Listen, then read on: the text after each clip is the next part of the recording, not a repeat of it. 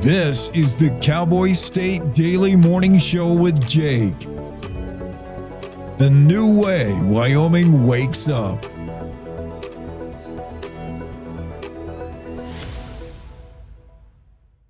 It's time to take a look at what's happening around Wyoming. From the Cowboy State Daily Newsroom, I'm Wendy Kaur. Wyoming's lone delegate to the U.S. House of Representatives has been appointed to serve on a new committee investigating the Capitol attack of January 6, 2021. Representative Harriet Hageman took care in a Wednesday interview with Cowboy State Daily's Claire McFarland to differentiate her role on the new committee from the J6 investigation in which her predecessor, former Representative Liz Cheney, participated in 2021 and 2022. Hageman said, in fact, that she believes that Cheney's panel was not a legitimate committee under the House rules. Because it didn't follow the House rules that underpinned it. A federal judge had disagreed with that in 2022, saying, it works. And because of the doctrine of judges being deferential toward the legislative branch, we're just going to back off here. That decision did get appealed, but the appeal was the whole case later scuttled because the committee changed course and stopped pursuing the subpoena that prompted the court challenge in the first place. Along with Hageman, House Speaker Mike Johnson selected Republican Representatives Morgan Griffith of Virginia, Troy Nehls of Texas, and Clay Higgins of Louisiana to serve on the panel, led by Representative Barry Loudermilk of Georgia. A new period of tension is looming over the waning availability of water from the Colorado River. Water use negotiations and infrastructure operations are up for renewal after 2026, and officials from upstream states, including Wyoming, claim that downstream states continue to use more than their fair share. Cowboy State Daily's Mark Hines reports that all four of the Upper Basin commissioners expressed extreme frustration over how they perceive the situation. The lower basin continually is demanding more and more and more from the upper basin states. And it's getting to the point where the upper basin states are starting to see water shortages, which from their perception, from our perception, that's not our fault. We're not short of water because we're not managing our water well in a responsible manner. We're starting to see shortages of water because the people downstream from us are being irresponsible and keep coming to us and demanding that we send more and more downstream. Bottom line, the commissioners say for now, they are committed to a 7-state solution. A former Green River teacher and school board member whose wife is accused of beating him with a bottle of Bailey's as he sat disabled in his recliner has died. That's what Sweetwater County's elected prosecutor confirmed. Linda Malone was charged on September 11th with second-degree attempted murder and 3 counts of abusing a vulnerable adult. But with the death of her husband, John, Cowboy State Daily's Claire McFarland reports that the Sweetwater County Prosecutor's Office expects to issue a different charge of second-degree murder. Under Wyoming law, they're technically punishable under the same framework. It's 20 to life. But judges in Wyoming, they're afforded quite a bit of discretion, and they look at different cases differently. So even though the framework is technically the same, you do have potentially sentencing change with those different facts. Second-degree murder is not a death penalty charge in Wyoming. Each count of abusing a vulnerable adult is punishable by up to 10 years in prison and up to $10,000 in fines. Linda Malone's case is ongoing in Rock Springs Circuit Court. I'll be back with more news right after this. Hey, Cowboy fans! Cowboy football single game tickets are on sale now. We can't wait to see you in War Memorial Stadium on Saturdays this fall. Whether it's being a part of the Gold Out against Northern Iowa, Homecoming against UNLV, the Border War versus CSU, or other great matchups, let's pack the war. Get your tickets today at GoWyo.com or call 307-766-7220. Go Pokes! People drive miles for the In-N-Out Burger chain's famous double-double. When a new store opens, car lines stretch for what seems like miles, sometimes for weeks on end. The California-based chain plans to open its newest location 45 minutes south of Cheyenne in northern Colorado. Cowboy State Daily's Justin George spoke to several Cheyenne burger lovers who are excited about the iconic restaurant's proximity to Wyoming. There's a cult following for In-N-Out in every state. People are excited. One, it's the quality of the burger. A lot of it is nostalgia. If you travel to California or the West Coast when you're a kid, it's such a big, iconic franchise there that people remember it. The Timnath, Colorado location would become the second In-N-Out in northern Colorado and the 13th in Colorado overall. No opening date has been announced. And that's today's news. Get your free digital subscription to Wyoming's only statewide newspaper by clicking on the daily newsletter button at cowboystatedaily.com. I'm Wendy Core for Cowboy State Daily. We all make choices. When it comes to alcohol, kids make choices whether to drink or not. Bye, Dad. Bye-bye.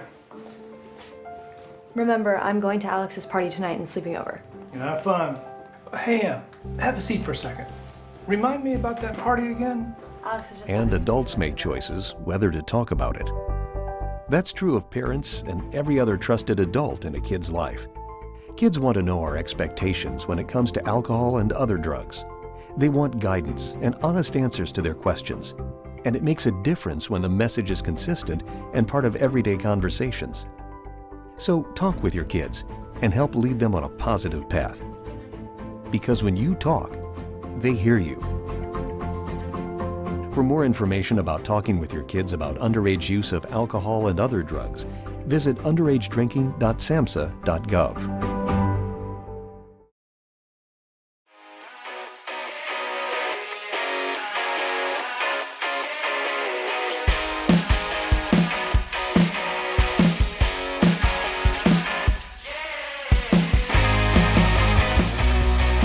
Cowboy State Daily Show begins here on a Thursday.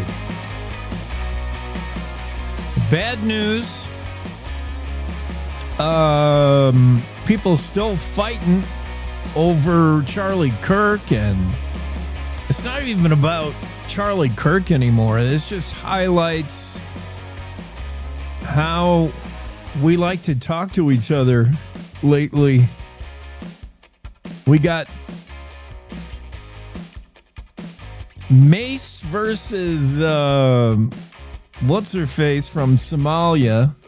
Golly, Jimmy Kimmel's show is indefinitely canceled. Trump is applauding. Just be careful when you share your opinions about anything. And we basically don't want to hear it. And I wouldn't, yeah. And the good news, though, it's National Cheeseburger Day. We'll tell you where to get the best cheeseburger deal. Burger King, McDonald's, Whataburger, or In-N-Out Burger. Highlighted in the Cowboy State Daily today as opening a store close to Cheyenne. 45-minute drive. Yeah, maybe at 2 in the morning in perfect conditions. No way you're making that drive in 45 minutes, Justin. What are you driving? NASCAR? I mean, you can't even go that fast in I-25 from Cheyenne to South Denver. I-25 is pretty much a parking lot unless it's like 2 in the morning. 45-minute drive to In-N-Out Burger? Maybe. Cult-like following. People love the double-double. That's a 2-patty cheeseburger. In-N-Out does not have a cheeseburger deal for National Cheeseburger Day that I saw. I don't think. But others do. Five Guys, McD's, Burger King, all the biggies. I will let you know where you go for your cheeseburger deal today on National Cheeseburger Day. A little bit I made light of only because I don't know how to take on some today's news stories. Claire McFarland's story about the Green River teacher and coach, former Green River teacher and coach who lives with his wife. He's basically unable to do anything, care for himself in any way. John Malone. His wife, Linda Malone, got tired of him yelling about how he didn't have his phone, how he couldn't do this and that, and she got tired of it. She whacked him over the head with a Bailey's liquor bottle. Not once, not twice, probably about 6 times over the course of a couple hours. He eventually died. In fact, he died yesterday, I think. So now she was facing charges of, just being bad to just being bad. What were the actual charges? They carried 10 years apiece. But now she's looking at second-degree murder. So up the ante a little bit. She was charged with abusing a vulnerable adult. In fact, several counts of that, probably one for each liquor bottle whack over the head. And now second-degree murder for the wife, Linda Malone, who said, I didn't want to hurt him or certainly kill him. I was just tired of him yelling. Many a wife would probably tell you that. I'm tired of the old man yelling all the time. Photographer captured a rare snowbow. That's a rainbow only with snow. Happened at Brooks Lake Lodge. Andrew Rossi has that story. Federal judges halted cattle grazing in grizzly country just outside of Yellowstone up there in Montana's Paradise Valley. Wyoming sorority members not giving up the legal fight. Their lawsuit's been chopped down twice now, I think. 3 Kappa Kappa Gamma sorority members. It started with 7, was whittled to 6. There's now 3 holdouts who just won't quit. And they're appealing Judge Alan B. Johnson's August 22nd dismissal of their case. They claim the sorority they joined made special exemption, a special way for a transgender member to join. They say it isn't fair. They're suing, and their suit has gone really nowhere yet, but 3 are still fighting the fight. Cheyenne 5th grade teacher accused of touching girls during the past school year last year was out on a $500,000 bond. And during that time, authorities had reason to believe his phone might have had some bad things on it. Brian Rural, how do you say that name? W-R-H. 3 consonants that should rarely appear together in a word. Brian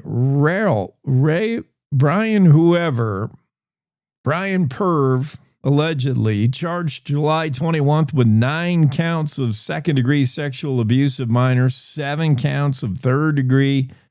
Several students came forward saying this Cheyenne 5th grade teacher was touching girls all the time in class, allegedly.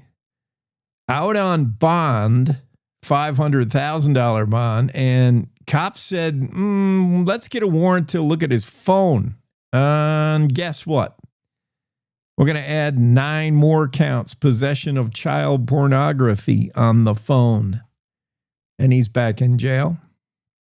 Highway Patrol cracking down on oversized loads, trying to stuff themselves into that Green River Tunnel on I-80. That's now a 2-way tunnel. So it's a tight fit. If you don't fit in that thing, people coming in the other lane, oncoming, have nowhere to go. That's a dangerous deal.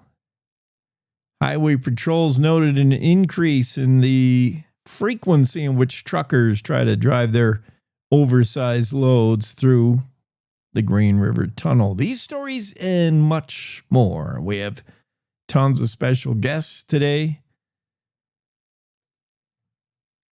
And I'm going to get to a weather forecast to start things off.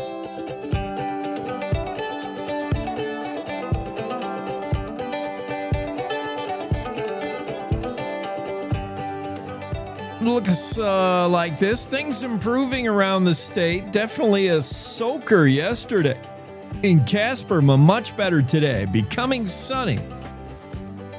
72 the high in Casper. Lander, sunny 74. Evanston, sunny 72. Rock Springs, plenty of sunshine, 72. Pinedale, upper 60s was sunshine. Afton, you should hit 74 today in sunny skies. Du Bois, sunny 69. Jackson, sunny 74. Thermopolis, sunshine 77 the high today. 75 in Cody with sun. Buffalo, sunny 70. Sheridan, you might have some fog in the morning, but you'll clear up, become sunny in 75. Sunny in 70. Gillette, Newcastle, 69 the high today. Torrington, 71 under sunshine. Douglas, a little foggy in the early morning, and then sun will bust through. 72 the high in Douglas. State capital Cheyenne, 68 under sunshine. 63 in Laramie, sunny.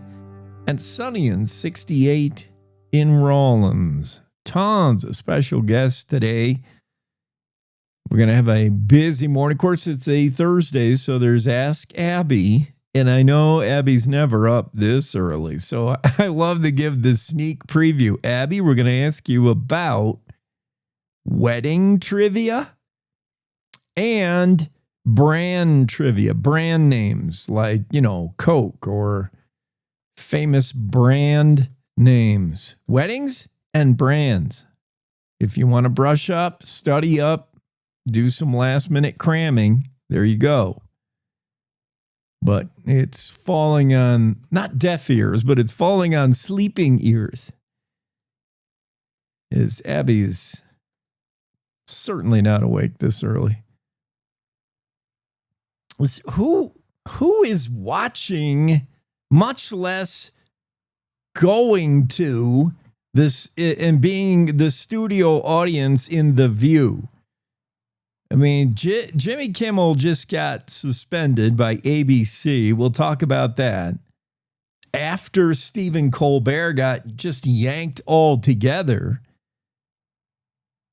ABC has suspended Jimmy Kimmel Live show over comments he made and a little dust up with the FCC.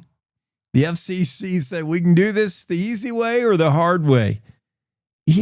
It's approaching, in some ways, it's approaching fascism when government can dictate what TV and radio says. And if you're anti-Trump and you share those opinions on your TV show, Trump's going to get mad. Next thing you know, you get the FCC boss telling you, we can do this the hard way if you want. And then your show is suspended. I mean, that's like CCP. That's like Chinese television, where you can only have a show that's pro-Communist Party. I say this because I'm in the biz, and it's scary. It doesn't mean I like Jimmy Kimmel or like what he says or like his anti-Trump statements. What he said about Charlie Kirk wasn't the worst stuff I've heard about Charlie Kirk after the shooting. I mean, it's been worse. Golly, people are just don't know when to be quiet. So it's a little nervous when big government says, we don't like your message. We don't like what you say on TV. You're out. You're off. ABC suspended Jimmy Kimmel Live. What they need to suspend is this show, The View. I cannot believe it's still on the air. Bunch of old biddies bitching about everything. That's the whole show, right? I've never seen it, but I kind of know. Just a bunch of cranky ladies complaining about stuff. It's sort of like the Whoopi Goldberg. It's sort of not Whoopi. Whoopi is in the thing. It's sort of like the, who's the other one who's has a show? I don't know if she still does. The one that gives away prizes and gifts. TV. And I don't think she's still on the air.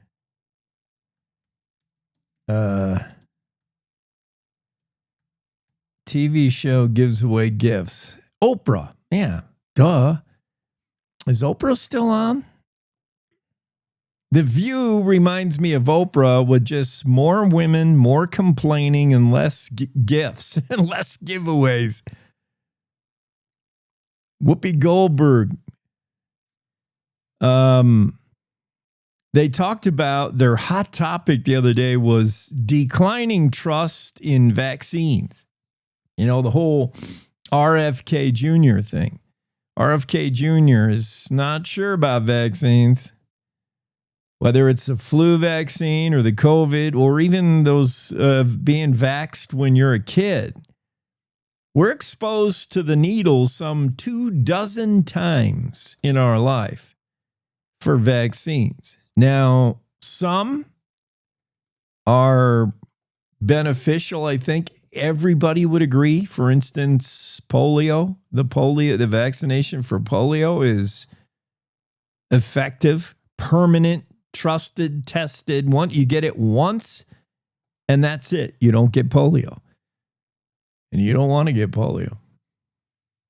But there's other vaccines. Some don't subscribe to flu vaccines. Some don't dig the COVID shots and the never-ending boosters. So Whoopi Goldberg and the crew on The View talked about vaccines. And at one point, Joy Behar said, they asked the audience, show of hands.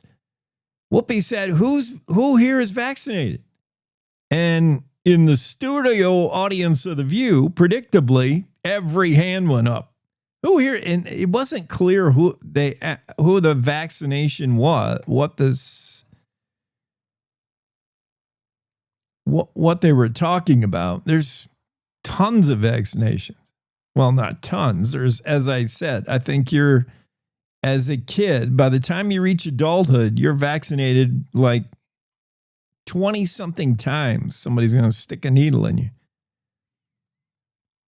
And it's not clear what Whoopi was referring to when she said, who here is vaccinated? I don't know if that was the flu, COVID, what. But it was an impromptu poll about their vaccination status. Again, the story does not mention vaccinated for what, but Entertainment puts the story out. Who here is vaccinated? Every hand goes up, and Joy Behar quipped, if you're not, don't come back. That totally sounds like The View. Totally. How is that show on the air and Jimmy Kimmel's off? I don't know. We'll talk about the whole what Jimmy Kimmel said, what people are saying in the aftermath of Charlie Kirk, and how it's getting them in trouble. And this spat, it moves all the way to Congress. You got 2 congressional House members just having it out. I mean, a slugfest. It's gotten dirty.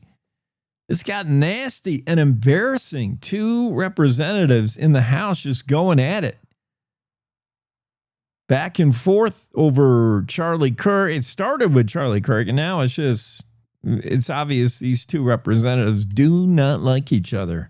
And we'll have our lone House rep on the show, Harriet Hageman, later this morning. We'll ask her, is it getting nasty in the House? What's going on?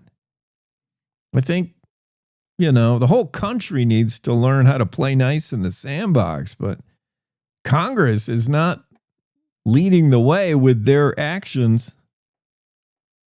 Censorship.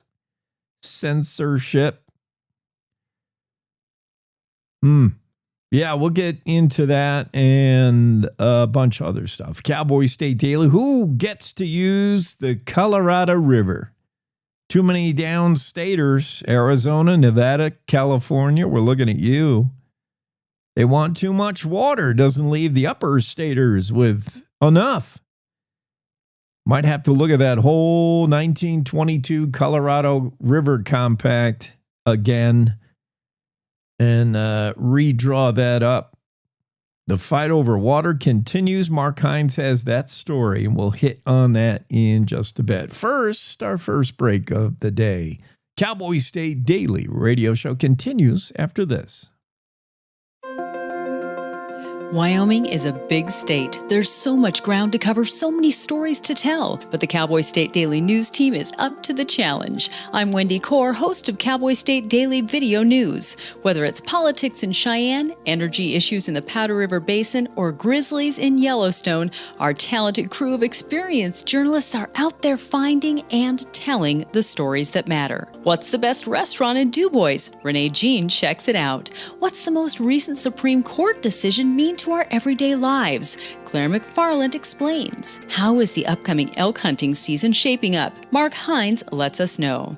Every day, I talk to the reporters who are covering the topics, issues, and people that are important to Wyomingites, and in our daily newscast, I bring you those stories. Tune into the Cowboy State Daily Video Newscast every morning, only on CowboyStateDaily.com. This is the Cowboy State Daily Radio Network.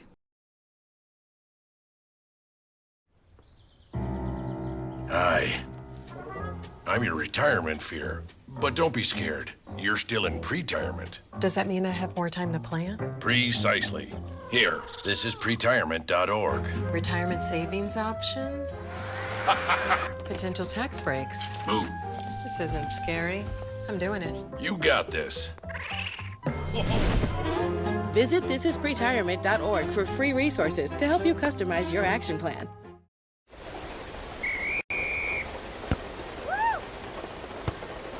Come on! Go, Diane! Yeah, keep it going! Yeah! Go, honey! If you love them enough to drive an hour to cheer them on as they get beat 11-0 in the rain, then surely you'll check NHTSA.gov/the right seat to make sure they're correctly buckled in the back seat. Throw that ball, Diane! Woo! You got this! So as a technical sergeant, E6. I served in Vietnam in 1969. I am a U.S. Army veteran. Have you ever helped a fellow veteran? Of course. Yes. Try to always be there for each other. I do my best reaching out to my brothers and sisters in arms. Have you ever asked for help yourself? It's always tough, right?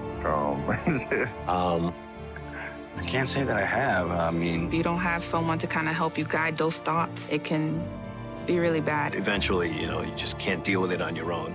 I guess it's a part of the military too, right? Service before self. It was drilled in, service before self. And you start to question, maybe people would be better off without me,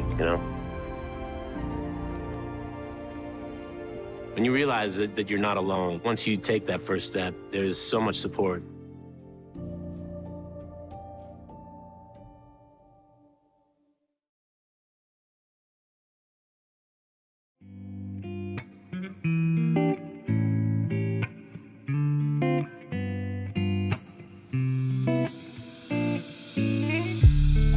Covering stories of the day, that's what we do in the Cowboy State Daily. Joel says, yeah, we don't want to hear people relishing in a good man's assassination. Talking about Charlie Kirk by one of the same side as the demon who shot him. Sorry, but simplify it to careful what you share. Yeah, be careful what you share. Be careful what you say and post on social. We basically don't want to hear it. I mean, even the stuff, I don't know what to think. I do know what to think about. I see posts about, they've got to be AI generated because AI wouldn't have a heart. If you have a heart and care at all about your fellow man, you would not be posting stuff on, let's say, Facebook that I see that said it purports to be a medical study. It purports to be from like some kind of doctor. And it said, what it would have felt like for Charlie Kirk in the seconds he was shot. How fast did he die? Did he feel pain? What exactly scientifically did the bullet damage in his neck? It's like, who does that? Who posts stuff like that? And this stuff started showing up literally the day after. I mean, I don't care if this guy is Hitler too, Hitler reincarnated. Who posts something like, "What? Why do we need to know?" This people's need to know, this thirst to know everything because of the internet. We're in this enlightened age where we have access to everything at our fingertips or at our beck and call if you do the Siri thing. Siri, did Charlie Kirk suffer? Siri, what arteries did the bullet hit? Siri, what is it like to get shot in the neck? These are the stories that are up on Facebook, and they have to be artificial intelligence, right? They have to be AI generated, posted in a fake account that isn't a real person by a robot who's just, for what purpose, I don't know, to get eyeballs on it. But real people wouldn't post something like that. And then it's the people who say, well, he got what he deserved. Charlie was spreading hate speech. I mean, really? You're going to go there when a family is in mourning and a nation is torn apart? That's where you want to go. And that's where some are going. And then Jimmy Kimmel, his statement, I can go find his exact quote, but the thing that came out of Kimmel's mouth, who's never been pro-Trump, let's face it. Kimmel said, where is it?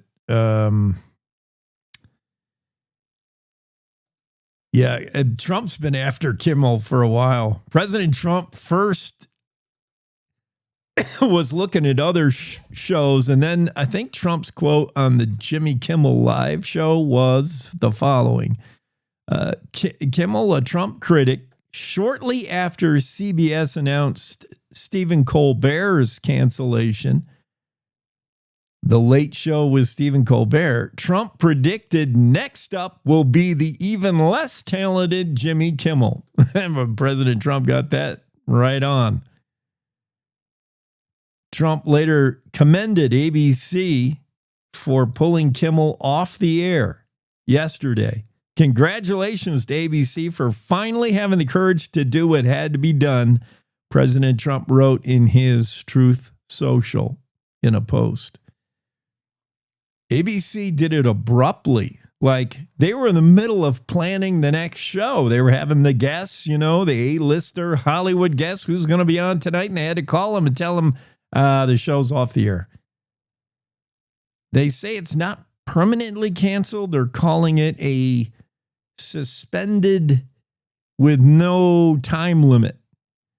Pulled off the air indefinitely is what ABC is saying. This announcement came pretty much immediately after, hours after FCC Chairman Brendan Carr criticized Kimmel and ABC.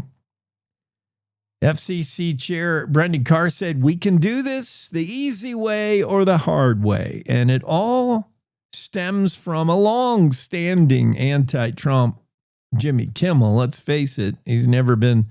But what late night show host in his monologue before the show is not going to go there? We've been doing that for decades, where you take shots at the president, whether it was making fun of what's his name for being a klutz, or ridiculing the president is a long-standing tradition of late night show hosts. Has been for a long time. Now, does President Trump have a thinner skin, or is the material starting to get more ugly? Here's what Kimmel said that basically got him pulled off the air. They got the FCC chair after him.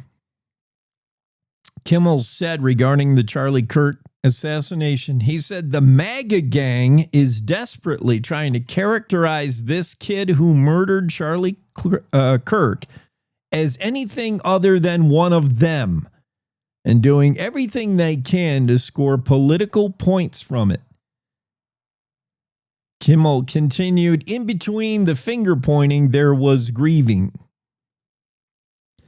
So he accused far-right Republicans, the MAGA group, as trying to score political points by showing that the shooter was a radicalized left-winger.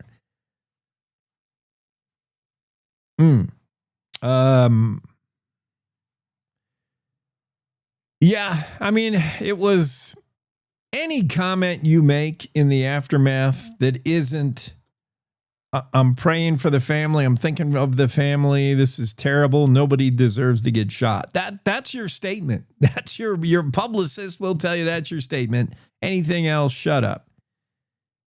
That's it. And yet we have Hollywood actors, some of them I've never heard of, and their reaction. Oh, like we need to know this so bad. Yeah, I think a lot of us just have to stop posting, stop talking, just say the right thing in the aftermath of the death of anyone who is shot for what they say. That's an escalation of violence. If you don't like what someone says, either don't listen or engage in dialogue and try to get your point across, try to understand. Those are your two options, not pick up a rifle. Pick up a rifle is what you do when the other guy has a rifle.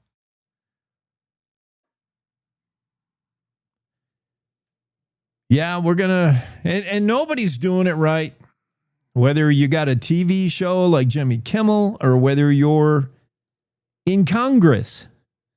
It seems no one is doing it right when it comes to Charlie Kirk. And it's too bad. It all takes away from what Charlie was, his memory, the grieving family, and all this is diminished as people use the incident and the death of Charlie Kirk as a political football. Yeah, we'll talk later about what's going on in Congress, what's going on in the House regarding comments on comments on Charlie Kirk. But yeah, Kimmel off the air. That's kind of a surprise. The threat from the FCC, ABC, presumably, it certainly looks like it, ABC folding their hand after the FCC, after Carr made his threat. It looks like ABC saw the writing on the wall and said, okay, let's just reduce the temperature here and pull Jimmy Kimmel. Kimmel, meanwhile, he's at the towards the end of his contract. He said as far back as 2022, he wasn't sure if he would renew, so he might be just done with the show anyway. I don't know. But this is the second late night TV show to go. Stephen Colbert canceled because the network said it just wasn't making money anymore. In this case, it looks like big government didn't like what a TV host said and kind of ran roughshod over ABC, over the network. What times we live in.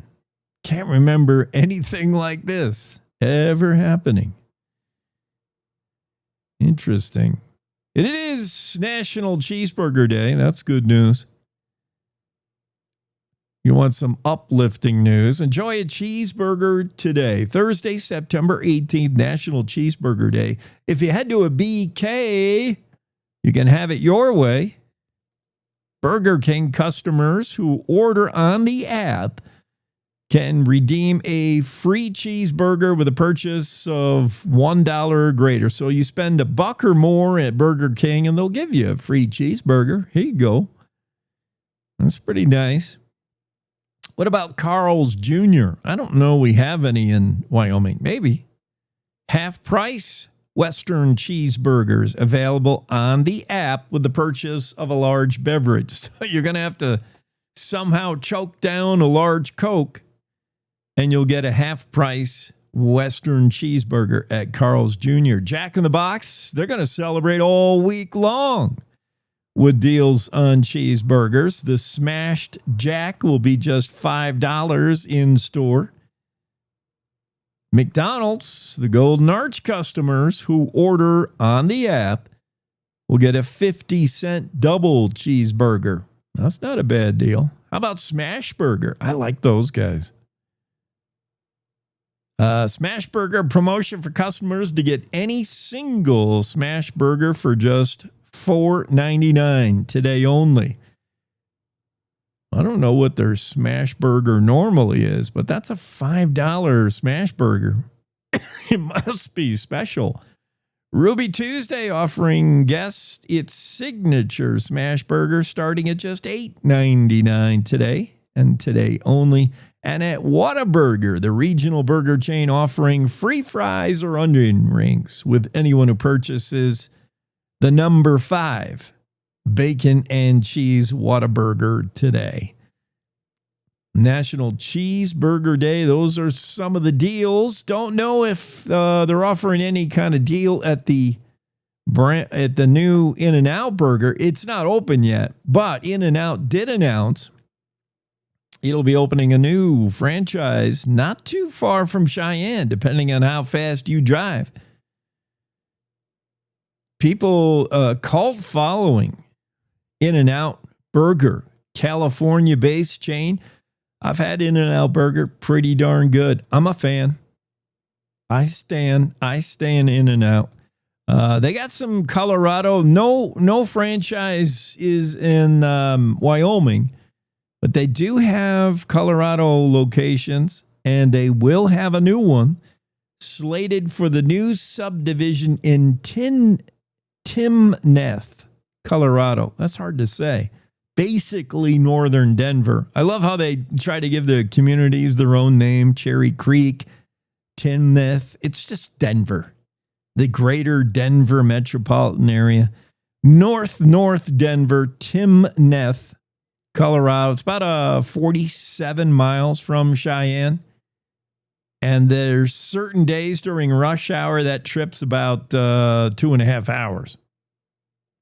And then there's normally it should take you 45 minutes if you didn't have traffic, but there's never not traffic on I-25, let's face it. No opening date announced, but exciting news for those who like In-N-Out Burger.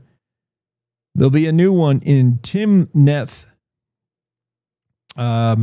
Colorado, right outside of Fort Collins. And just a quick short drive to the Front Range for your burger. Don't know if they're doing any kind of special on the double-double or the double cheeseburger, but even without a deal, In-N-Out, pretty good. Let's take another break for this hour. Be right back with more news of the day. It's the Cowboy State Daily Show with Jake continues. Want to stay in touch with what's happening around Wyoming? I'm Wendy Core, host of the Cowboy State Daily video newscast. From Mountain View to Upton, from Jackson to Cheyenne, our reporters are out there finding and telling the stories that matter. Every day, I talk to the talented journalists who are covering the topics, issues, and people that are important to Wyomingites. And in our daily newscast, I bring you their stories. Tune in to Cowboy State Daily video news every morning, only on CowboyStateDaily.com. Wyoming is a big state. There are so many stories to tell, and here at Cowboy State Daily, we pride ourselves in bringing those stories to you every day. I'm Riley Strand, videographer and production assistant for Cowboy State Daily Video News. Every day, host Wendy Core and I talk to the experienced journalists who are covering the topics, issues, and people that are important to Wyomingites. And in our daily newscast, we bring you their stories. Tune in to Cowboy State Daily Video News every morning, only on CowboyStateDaily.com. You're listening to the Cowboy State Daily Radio Network.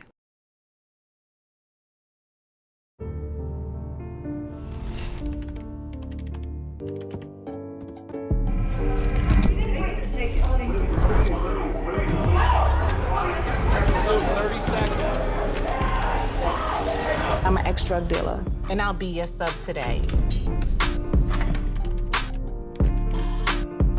Can you you see anything different as a pill? No. You don't know? Fentanyl is being mixed into everything now. There's only one thing that will save somebody's life. That is naloxone nasal spray. Fentanyl, it's cheap, it's potent, and it's profitable.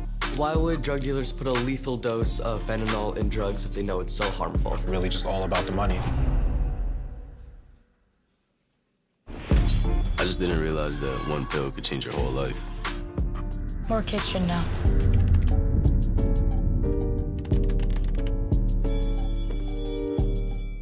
In today's digital world, it's hard to know who to trust. Your local TV and radio stations bring you the facts. Misinformation and deep fakes flood social media, but broadcasters deliver verified and accurate news.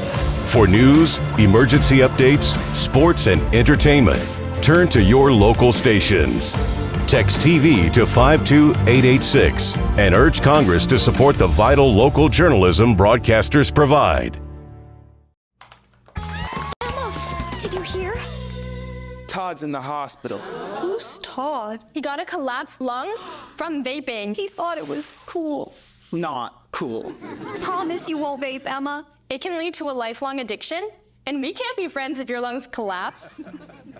Bogus. Wacky sitcom teens aren't the best people to talk to your kid about vaping. Hey, you got a minute? You are. Start the conversation with your child about vaping today.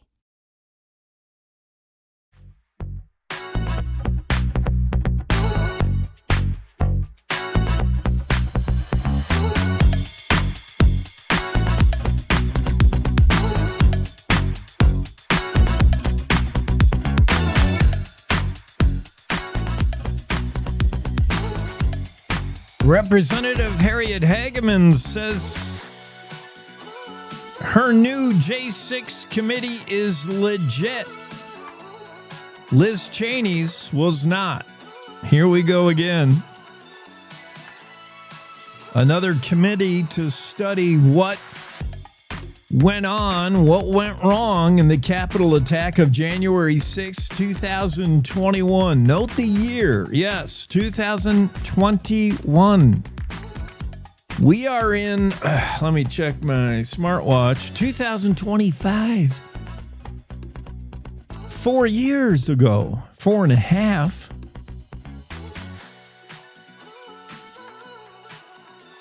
I don't know. I mean, maybe because I'm not political. I'm sure somebody is going to chime in saying, well, it's important that we find out what really happened. It's important that we arrest people that deserved arresting. And it was an insurgence. It was a long time ago, and I'm over it, is what it was. Yeah, some people got rowdy at the White House.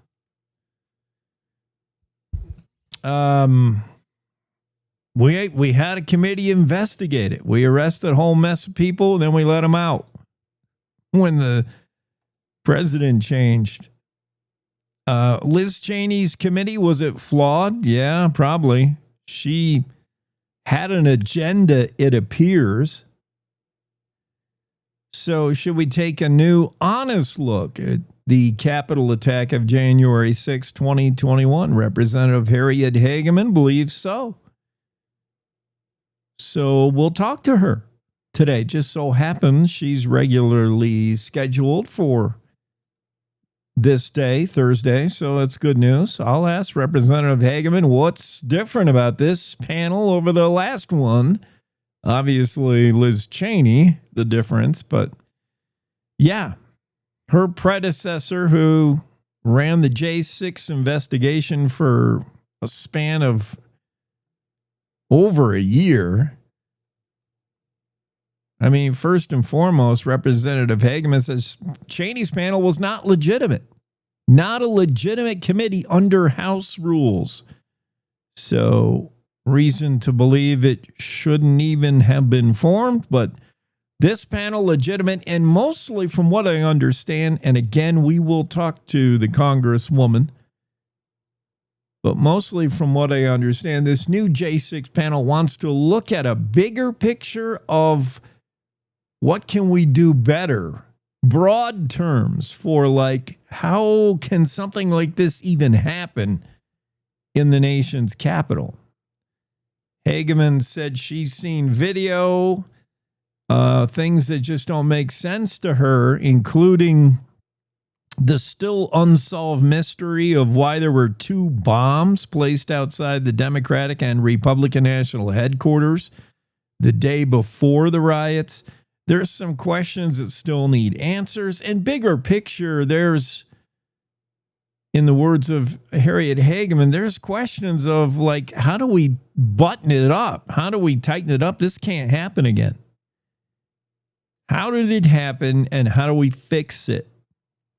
So, okay, we'll talk about the new J6 committee, J6-2, is that what we're going to, or J6B? I don't know what we're going to call this one. Mark Hines' story about Wyoming and other upper Colorado River states say the lower basin states are hogging all the water. They want too much.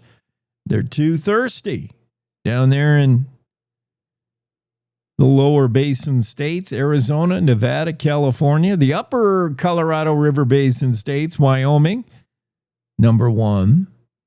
Colorado, they're a little bit thirsty as well. Utah and New Mexico, they're all alarmed over what post-2026 river management might look like. And that's because as the 1922 Colorado River Compact comes to an end, a new policy, a new agreement has to be drawn up, and it's going to be contentious. This won't be easy. Water use negotiations are up for renewal after 2026, and those in the upper Colorado River Basin states, Wyoming, Colorado, Utah, and New Mexico, are going to band together and say, you guys down there in Arizona, Nevada, and California are too thirsty. It's really deserty. I mean, Arizona, Nevada, you think they need a lot of water? Oh, yeah. It's desert. And they're taking too much of the Colorado. Mark Hines' story in the Cowboy State Daily, interesting one. Mark also has a story about the federal judge that halted cattle grazing in grizzly habitat near Yellowstone National Park, just outside the border to the north, Montana's Paradise Valley. A federal judge Wednesday, Donald Malloy, ruled the U.S. Forest Service plans to expand livestock grazing on allotments in this grizzly bear habitat near Yellowstone are going to be shut down. No grazing. It's just asking for trouble, basically. There's too many bear advocates say it's key, and Paradise Valley, Montana is a key area to allow for the intermingling of the lower 48's 2 largest grizzly populations. That's the greater Yellowstone ecosystem grizzlies centered in Wyoming, and the northern Continental Divide grizzly population, that's sort of the grizzly bears up there in Glacier National Park. If those bears don't get together and get it on and share their DNA, then there's not a robust enough genetic exchange between the 2 populations to call them fully recovered. That's the argument of many bear advocates. They estimate those 2 populations are about 1,000 bears each, and they should be able to intermingle. And if they can't, then we're never going to be able to delist the grizz. The other side says, the other side includes ranchers, for instance, who say there's too many grizzlies everywhere. We can't put cows on the landscape anywhere without grizzlies eating them.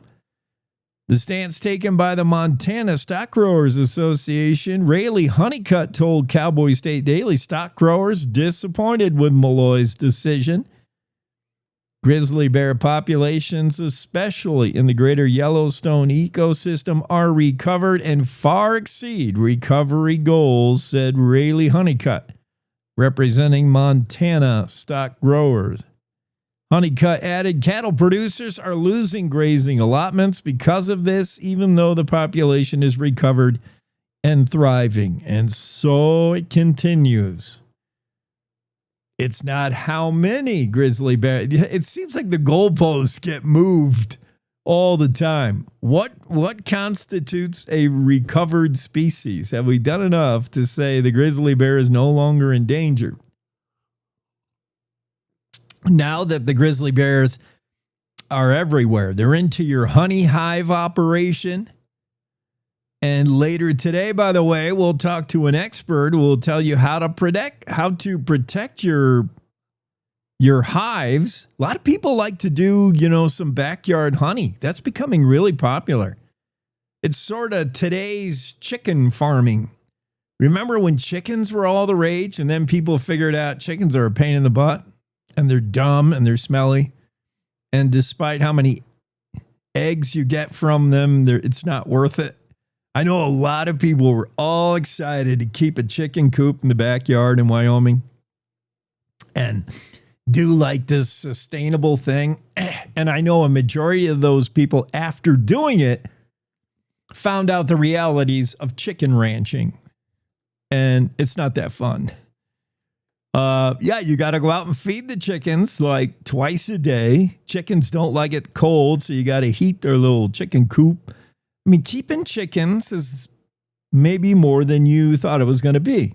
So the new chicken thing is now bees. Bees are easier, and the bee population is in need of help, assistance, and harvesting your own honey. It sounds like a great idea, right? People are doing their own hives and their own honey. Problem is, bears are breaking into their operation and eating honey. Bears will do that. We learned this from Winnie the Pooh cartoons. Bears love honey. Derek Grant's going to be on the show later. He's the PIO, the Public Information Officer for Wyoming Department of Agriculture. He'll be talking about the apiary populations, Wyoming, how to preserve your hives against predators, particularly bears. But there's other animals that might want to get into your stuff. We'll also ask Derek Grant about the New World screwworm, just because I'm afraid of it. And he knows about it. But yeah, Derek will talk about, is it more dangerous this time of year to go out there and gather huckleberries and keep looking over your shoulder like, was that a bear grunt? Or is it more dangerous to try to run your bee operation and wonder every time you hear something go bump in the night whether there's a bear in your beehive? And Derek will tell you what you can do to protect your lovely bees. How do I get off on that topic? I forget. Yeah, we got, I should do this day in history because I'm going to be so busy. I might not be able to do it. Maybe we'll have a guest cancel or forget that they're on. That usually is the case. And then I'll sneak it in this day in history. This day, September 18th, some interesting things happened on this day in history that we might want to make sure we get to.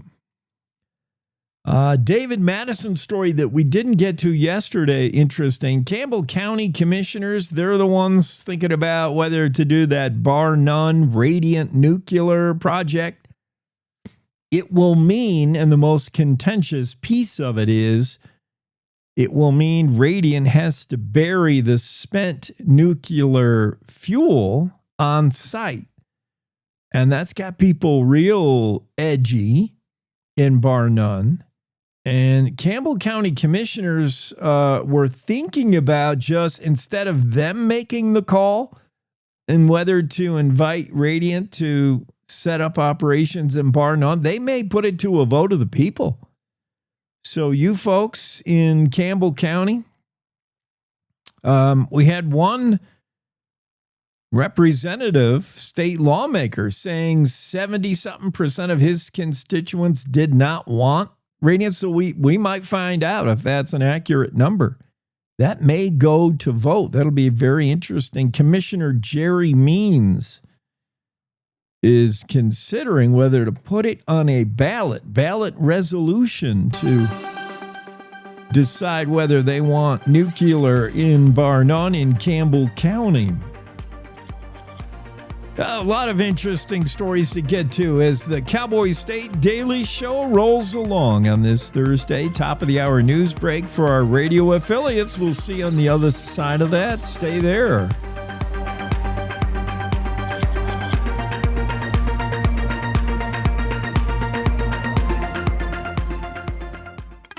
It's time to take a look at what's happening around Wyoming. From the Cowboy State Daily Newsroom, I'm Wendy Core.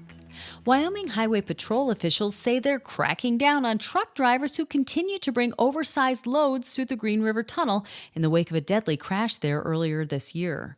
While a detour for oversized loads around the tunnel can add upward of 90 minutes to a driver's route, several officials told Cowboy State Daily's Jackson Walker the risk of pushing an oversized load through the tunnel is not worth the reward. I spoke to Wyoming Highway Patrol today, who told me that trucks trying to go through the tunnel can cause even more damage to the structure, prolonging the amount of construction time that's required to fix it. So they warned that in addition to fines and potentially taking away people's permits, truck drivers should be aware that going through this tunnel is only going to cause more delays. So they advised people just take the detour, let the construction workers do their thing, and the tunnel will be open again in no time. Wyoming Highway Patrol issued a strong warning to truck drivers last week after it caught a driver who authorities said purposely skipped the port of entry, drove an oversized load without a permit, and ignored road closure signs.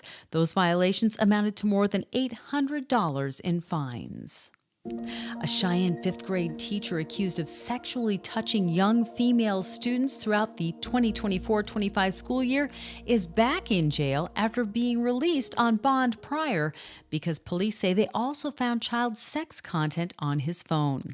Brian Rell was charged July 21st with 9 counts of second-degree sexual abuse of a minor and 7 counts of third-degree sexual abuse of a minor after multiple female students came forward to say he'd been touching them inappropriately both over and under their clothing when they approached him during class for help with schoolwork.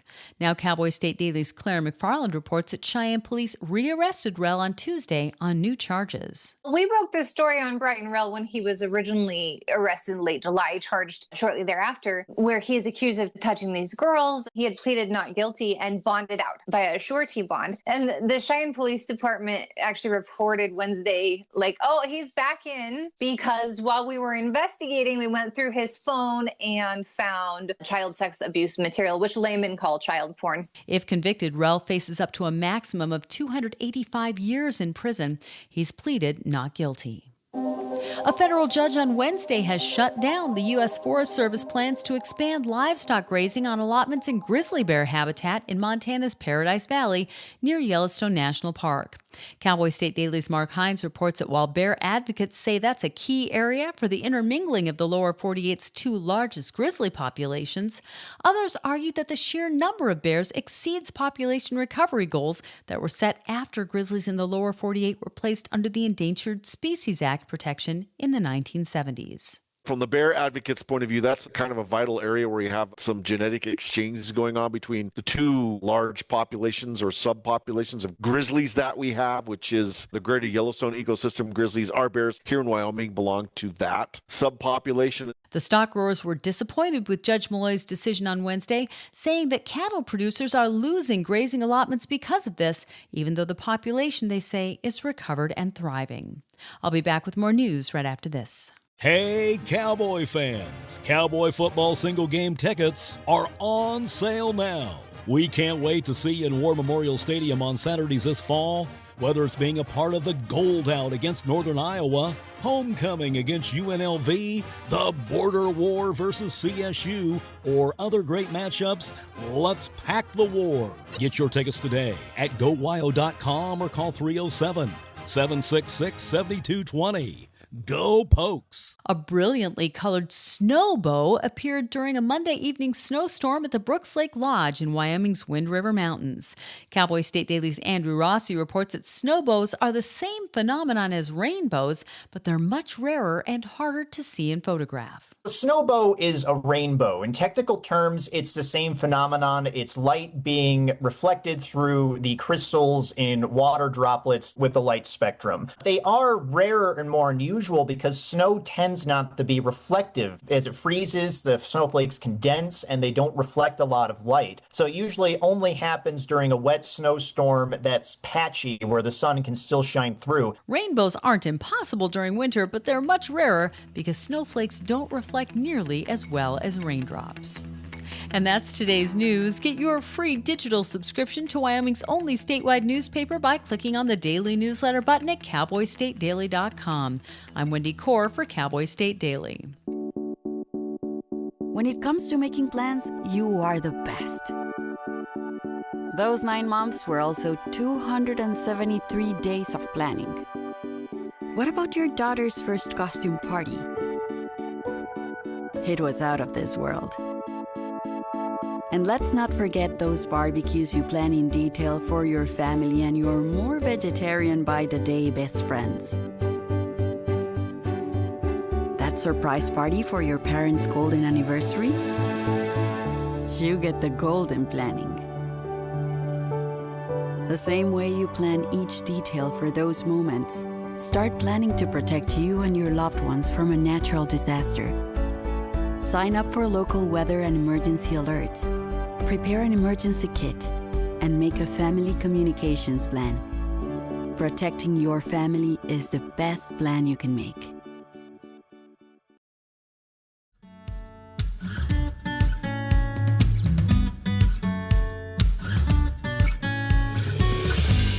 Cowboy State Daily Show with Jake and now with Thomas. Tom Lamb joins us, CEO of Myriad Uranium. Tom, how's your Thursday going? Yeah, pretty good. Just getting going. How's yours? It's good, but I'm worried about what I don't know about uranium, and I want to learn a lot more. We're going to learn a lot more. Including what the heck is invisible uranium? You guys, absolutely. You guys are finding out a lot of stuff recently and may change what we know about uranium, may change what we know about the Copper Mountain play. It's really interesting stuff. Last time we looked in detail at uranium was when uranium was, doing well on the market. We were mining uranium in Wyoming. This is in the 1970s. Now we have new info, and it's pretty exciting for the industry. It's really cool. So start out with who Myriad Uranium is. Absolutely. Myriad is a uranium explorer and developer. In mining, you explore, you find it, you develop, which is sort of design the mine. And then the third stage is extracting. And so Myriad Uranium is a company here in Wyoming, and we also have a project in New Mexico. And we are basically advancing, in this case, the Copper Mountain project, which is a very exciting project that, as you say, was developed in the 1970s, and then everything just sort of got cut off. 3 Mile Island accident occurred, and that's really what put paid to your uranium industry in the United States in 1979. Yeah, uranium on the market just took a nosedive. There was a lot of companies just walked away from it, but we suddenly renewed interest, obviously. But also there's this, in the 1970s, we missed stuff in the 70s when we were trying to assess how rich the uranium was, like how good the uranium was and how much of it. And that's where we get into this invisible uranium. What are we finding out about Copper Mountain now? Okay, so first of all, Copper Mountain was a uranium mine in the 1950s and 60s, small Cold War era uranium mine. In fact, there were several mines there. In the 1970s, Union Pacific Railway, along with California Edison, that was building and had a bunch of nuclear reactors in California, They realized that Copper Mountain had a ton of uranium, or it has a big endowment of uranium. So they invested $85 million, drilled 2,000 boreholes, and they designed a large-scale mine for the site. So it was going to be a large-scale mine, 1983. Invisible uranium. Now, any of the geoscientists or other people in mining will, we don't call it invisible uranium. This is so people can understand what's going on. This is regular people. There's a phenomenon called disequilibrium, as uranium and its daughter products, as it decays, travels through the earth, gets picked up by water or other things, and transported through cracks and crevices and other features of the earth. Sometimes only the uranium gets transported, and other times only the daughter products from the decay get transported. When that happens, the probes that are used, this is the probes that are like Geiger counters that are used to determine how much uranium is in the ground, they get thrown off. And that's what happened in the 1970s. They had, older technology. In fact, technology today is fairly similar. It turns out at Copper Mountain, we have figured out in the last year that there's a lot of this uranium that these probes could never pick up. So our project, Copper Mountain, was going to be a large-scale mine based on the technology and the information they had back then. But there was a lot of uranium that they couldn't see with their technology. We now see it. We've sent everything to the laboratory for chemical assay, and we are finding 50, 60% more uranium in some cases than anybody knew existed before. Phenomenon called disequilibrium. People in the business are familiar with it. Turns out we have it at Copper Mountain. It's an even better project than anybody expected. That's why we call it invisible uranium, just so people can understand. Yeah, and the term basically for Myriad means good news. CEO of Myriad, Tom Lamb, is excited fantastic news. Modern chemical assays show higher grade uranium, more uranium than previously thought historically. Copper Mountain now positioned to be what you call, and please explain what this is, a U.S. uranium district rather than just a single deposit. What does that mean? So what happens is in our type of project, and actually generally, uranium occurs in lumps and clusters. And so we have 7 known identified clusters that are big, that it can be turned into these pits. And then we have lots of areas in the periphery that probably will turn into mined areas. That is what we know at this point. We call it a district because actually the potential of the broader area is enormous. We've discovered that in 1982, the U.S. Department of Energy conducted a study, and they believe the potential of the broader area, hence district, is 200 million pounds of uranium. That would make this one of the largest projects in North America, one of the largest projects in the United States. So the potential is very exciting. We call that a district. That's about 6 miles by 5 miles in size. And that's why we call it a district. Big potential. So, why uranium? Let's explain a little bit. There's AI, these data centers. We need to feed them with electricity, preferably that's not carbon generated. Nuclear, all of a sudden, is all the rage. The U.S., by the way, consumes 40 to 50 million pounds of uranium annually, but the U.S. produced last year less than 1 million pounds. So it's been Russia who's been doing all that. We know geopolitically what has happened there. The U.S. passed a law banning imports on Russian uranium. So we're going to do domestic uranium. Wyoming's got a bunch of it. I love the runway here. You got it. You got it exactly right. This is very exciting times for uranium. In the past, the past 50 years, the price of uranium, the uranium sector has gone up and down because of government policy, maybe the Cold War, other things. Now we have a supply-demand issue. The world produces 160 million pounds a year and consumes 200 million. big shortfall. There's no solution for that. So being in the uranium business is exciting there. Inside the United States, if you want to have secure supply, you've got a big problem. Again, you produce around 1 million, you consume 40 to 50 million. So policies are changing. The US produces, 20% of America's electricity is produced using uranium. It's a big part of the mix, and data and AI are growing like crazy. And so you're competing in the United States, you're competing with the rest of the world that also wants to invest in data and AI. China, Europe, etc. Big investments, and everybody is building these small modular reactors, micro reactors, and in China's case, large-scale nuclear reactors like crazy. Generates electricity, supports this data and AI push, which is going to dominate the world now. People realize you have a really smart energy secretary in the U.S., Chris Wright. He's on this. You have state politicians, Bo Beitman, Senator Barrasso. They are on this. They understand this. So this is like full speed ahead right now for uranium to generate electricity to keep America competitive. Extremely good news for Wyoming. Yeah, and Chris Wright's written like a $2.7 billion check. Department of Energy committed. If you want to see what you're committed to, just see where the money is. Trump, too, very pro-uranium and nuclear.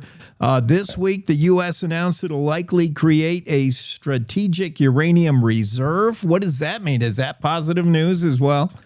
That's incredible news. First of all, it's important for the U.S. public and the security of the future of the United States. Yeah. China, for 12 years, has been building a stockpile of uranium. Other countries have been building these stockpiles. The United States has not for about 12 years, while other countries have been, and now it's happening. Nuclear power plants and all the utilities, Exelon and all, your big US utilities, they stockpile uranium for the future, but these stockpiles are small. And if geopolitics intervenes or there are other problems getting enough uranium, you're in a pinch. So to avoid this, to plan ahead, this is really good. And it's very good timing for the government. You guys are going to start building a giant stockpile of uranium, and then you can build as many small modular reactors, micro reactors, large-scale reactors as you like, and fuel them into the future. This is great for Wyoming. The production of uranium, people who produce uranium, are going to do very well. We know, supply expected to rise like 28%. I think that's a lowball number. We know that, demand for uranium is just going to go through the roof. Tom Lamb, CEO of Myriad Uranium, just so happened to find out that the Copper Mountain area's got more uranium and better uranium than we ever thought. That's all good. But it's not just you, Tom. You got a whole crew, a seasoned team of real smart people. Give them a shout out. Yeah, we really do. George Fundervolt, our chief geologist, he's a world-class expert. We're lucky to have him. Jim Davis, he discovered the original mine at Copper Mountain in the 1950s. He's a world-class geologist that's discovered uranium mines, gold mines, and he's from Wyoming, born in Wyoming, and he helps lead our technical committee. He was general manager of Union Pacific's exploration at Copper Mountain in the 1970s. He's so excited that we're back. Obviously, this project that he invested so much in, a big part of his life in, it got shut down because of 3 Mile Island, and we're back, and he's just raring to go. And so we've got Jim Davis. I want to give a shout out to Simon Clark, our chairman, my colleague. He's a fantastic chairman. We're going to build this company into a big, very successful uranium company, and we're doing it for Wyoming. We're going to create a lot of jobs. It's going to be very exciting, tax revenue, et cetera. So, thanks for giving me an opportunity to give a shout out to these guys.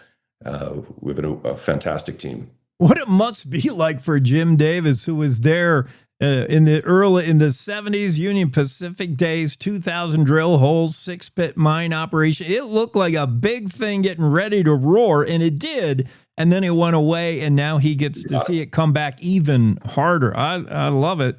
Isn't life funny? Life can come right around. That's so cool. And then a lot of it depends on who's in Washington, D.C. But for now, things looking really up for Myriad Uranium and the CEO, Tom Lamb, joining us this morning. So good luck. Good digging to you, Tom. Is that what they say in the biz? I don't know. Yeah, sure. Let's say good digging. That sounds great to me. And thanks. It's been great talking with you. All the best. Have a great day. Have a great weekend. You too. That's Thomas Lamb, CEO of Myriad Uranium, and that Copper Mountain deal is way better than anybody thought. That's good news for Tom and Myriad, that's for sure.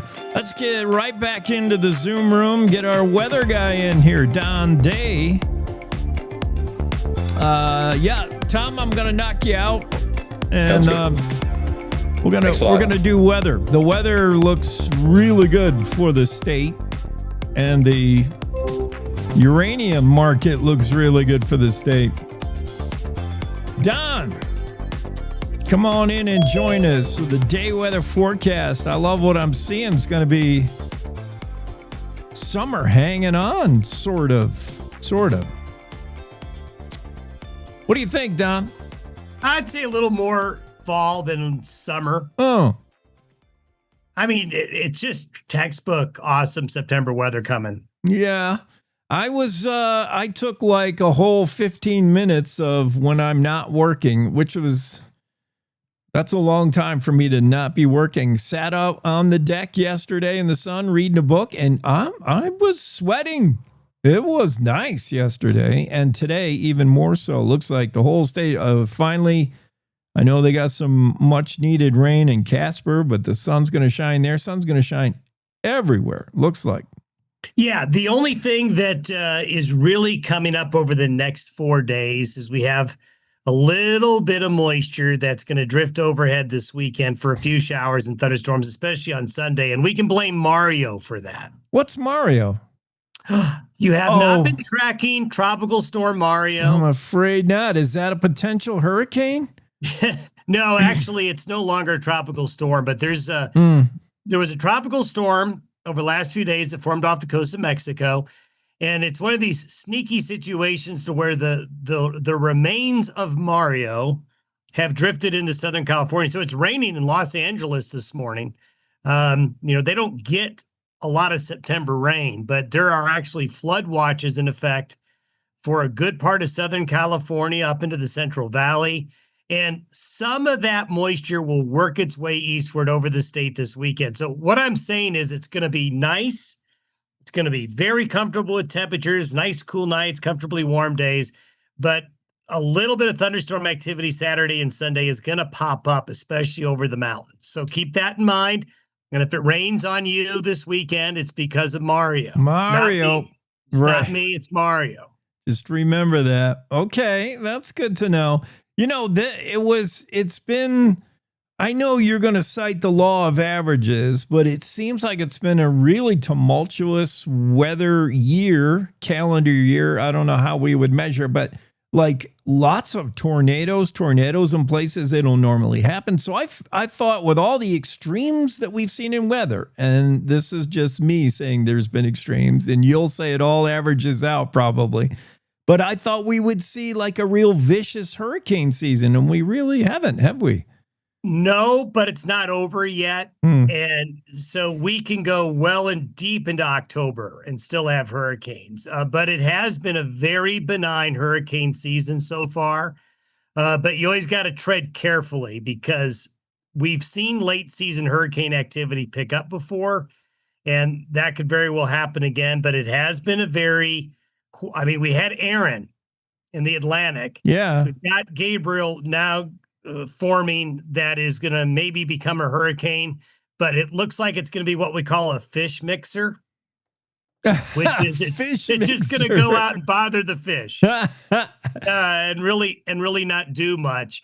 But we can't rest on our laurels. But I have to tell you, it has been well short of what the hurricane experts were expecting for sure. Yes, and I hope we didn't just jinx it, but yeah, a fish mixer. Is that a real term? of course it is. Yes. It's pretty good. I'm going to save for tomorrow our game day weather forecast for football and also the potential for North and South Pole to switch places. Yeah, we're going to do it tomorrow. That's your homework. That's right.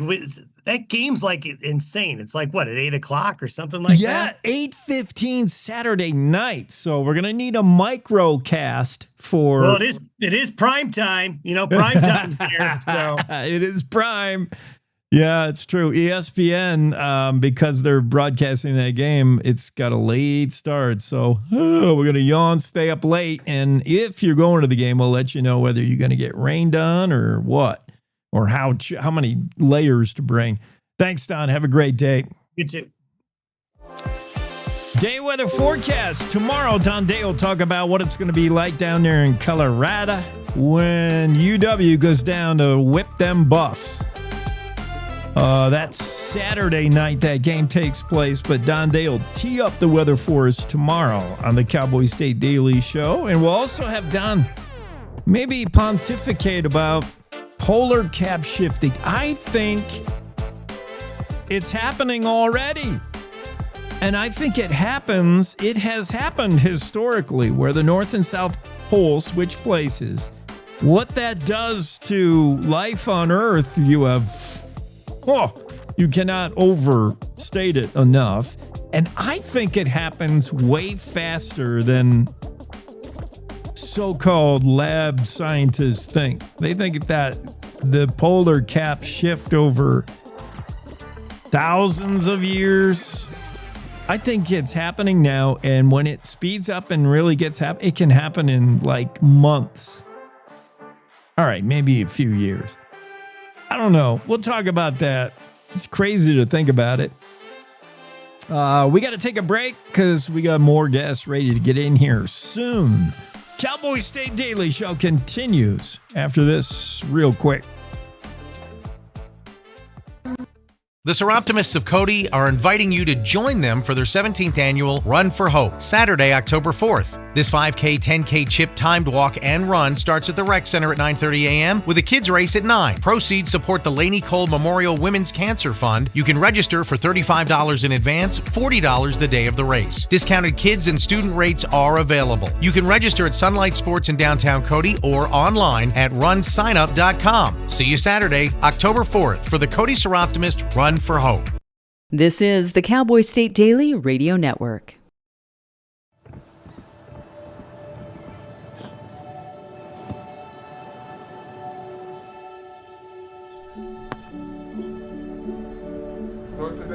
I don't remember how it started.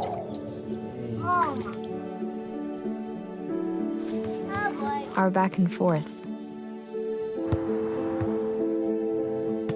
Victory. Fumble. Repeat. It always came back. Dad! Okay, here we go, throw it! Yeah. You probably don't remember what you told me, That was perfect. but I heard every word. Nice.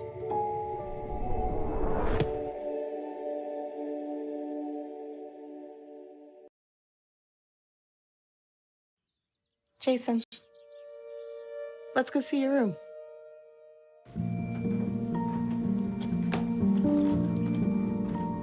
What do you think? We kept it a little spare, so you can decorate it how you like.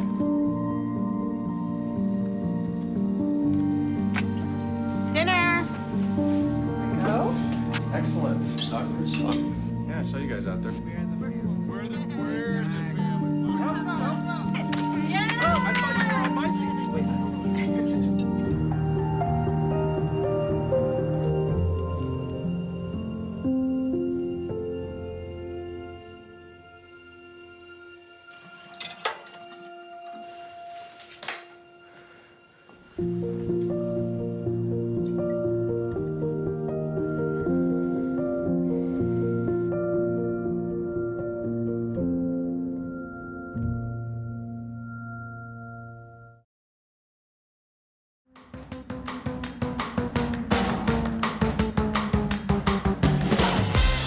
Cowboy State Daily Show with Jake, moving along on a Thursday, and we welcome into the conversation U.S. Representative Harriet Hageman, the lone House rep from Wyoming.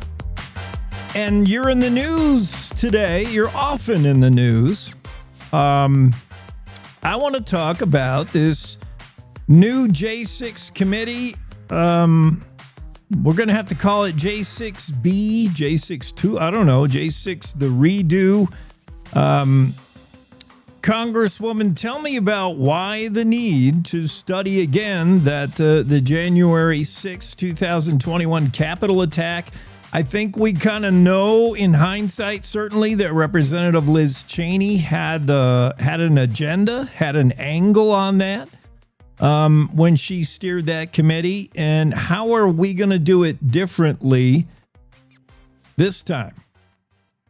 So the first thing is, good morning, Jake. Good How morning. are you? I'm good. Good. The first thing is that this is actually a legitimate committee that was formed pursuant to the House rules.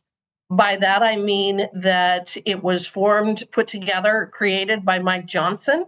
And he has appointed the Republican members, and Hakeem Jeffries, the Democrat leader, identified who and appointed the Democrat members, which is not the circumstance that happened with Nancy Pelosi's committee, in which she was the one who appointed Liz Cheney and Adam Kinzinger.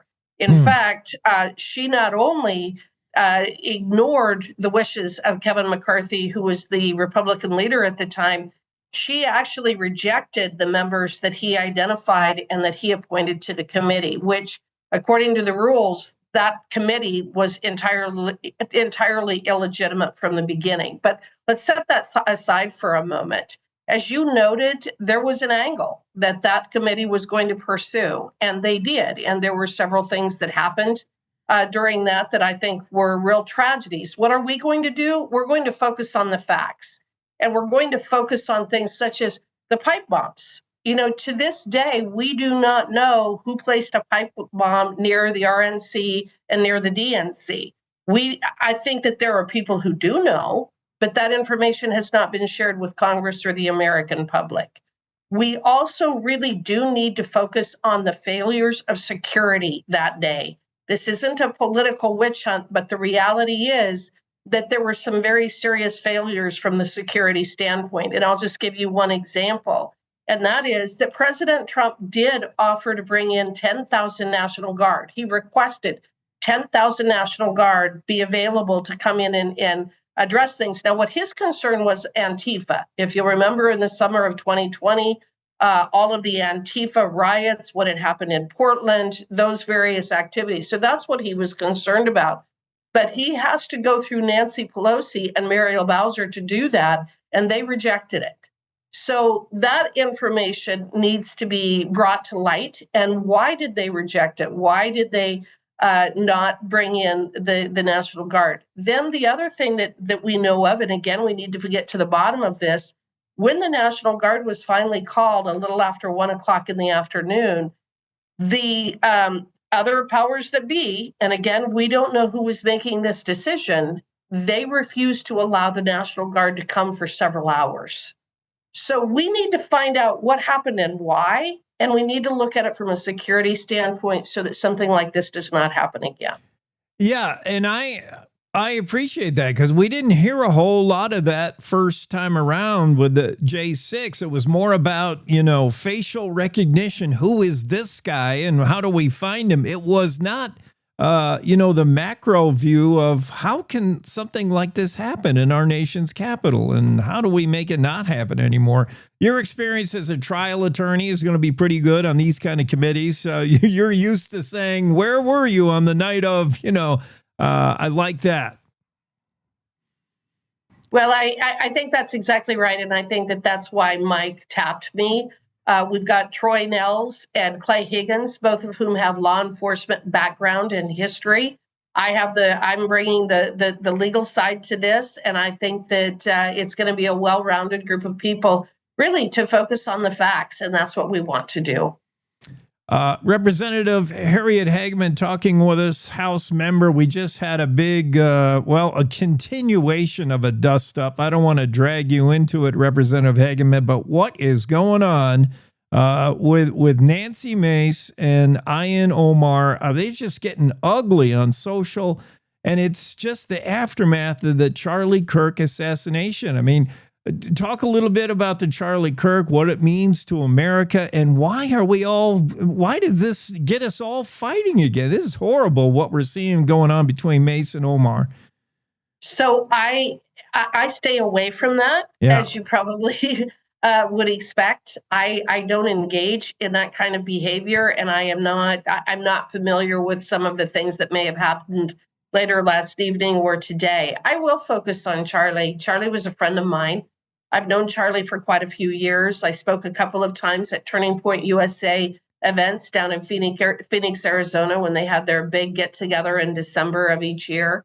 He was a very kind person. He was one of the things that I think people need to understand about Charlie is his public persona was very much his private persona as well. He really was that kind of person that was probing and questioning and engaging, and he was always full of energy. He was someone who, whenever you saw him, you were his very best friend. There was nobody else in the room when you had an opportunity to engage with him.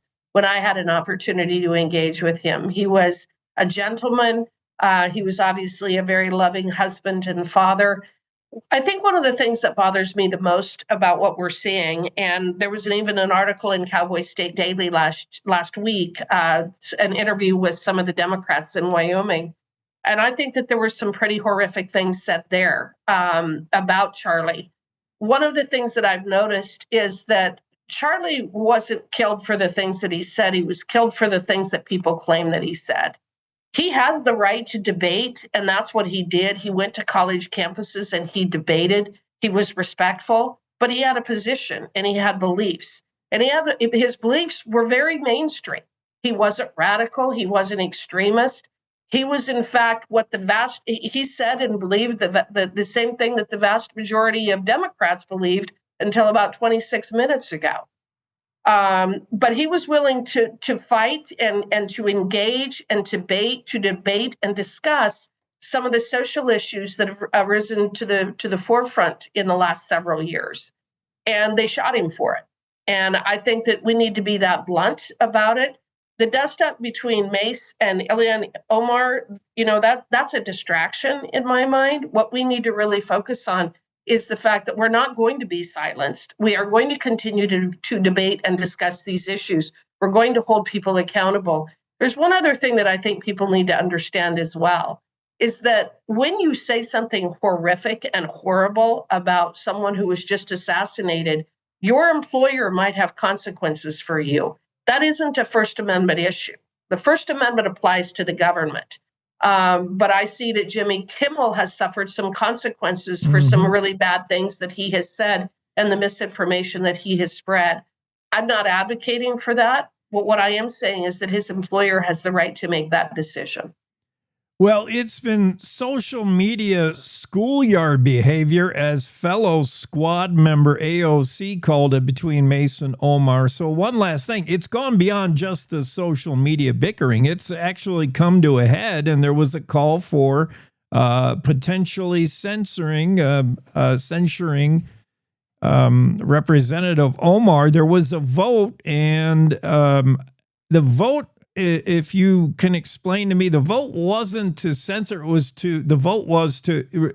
phrased in another way, to table the censor. So So when there's a motion to censor and it's brought as a privileged motion, then we only have so many hours within which we need to vote on that. And it is very common for whomever is whatever side is opposing that motion to file or to immediately file a motion or demand a motion to table that particular action, and that's what happened.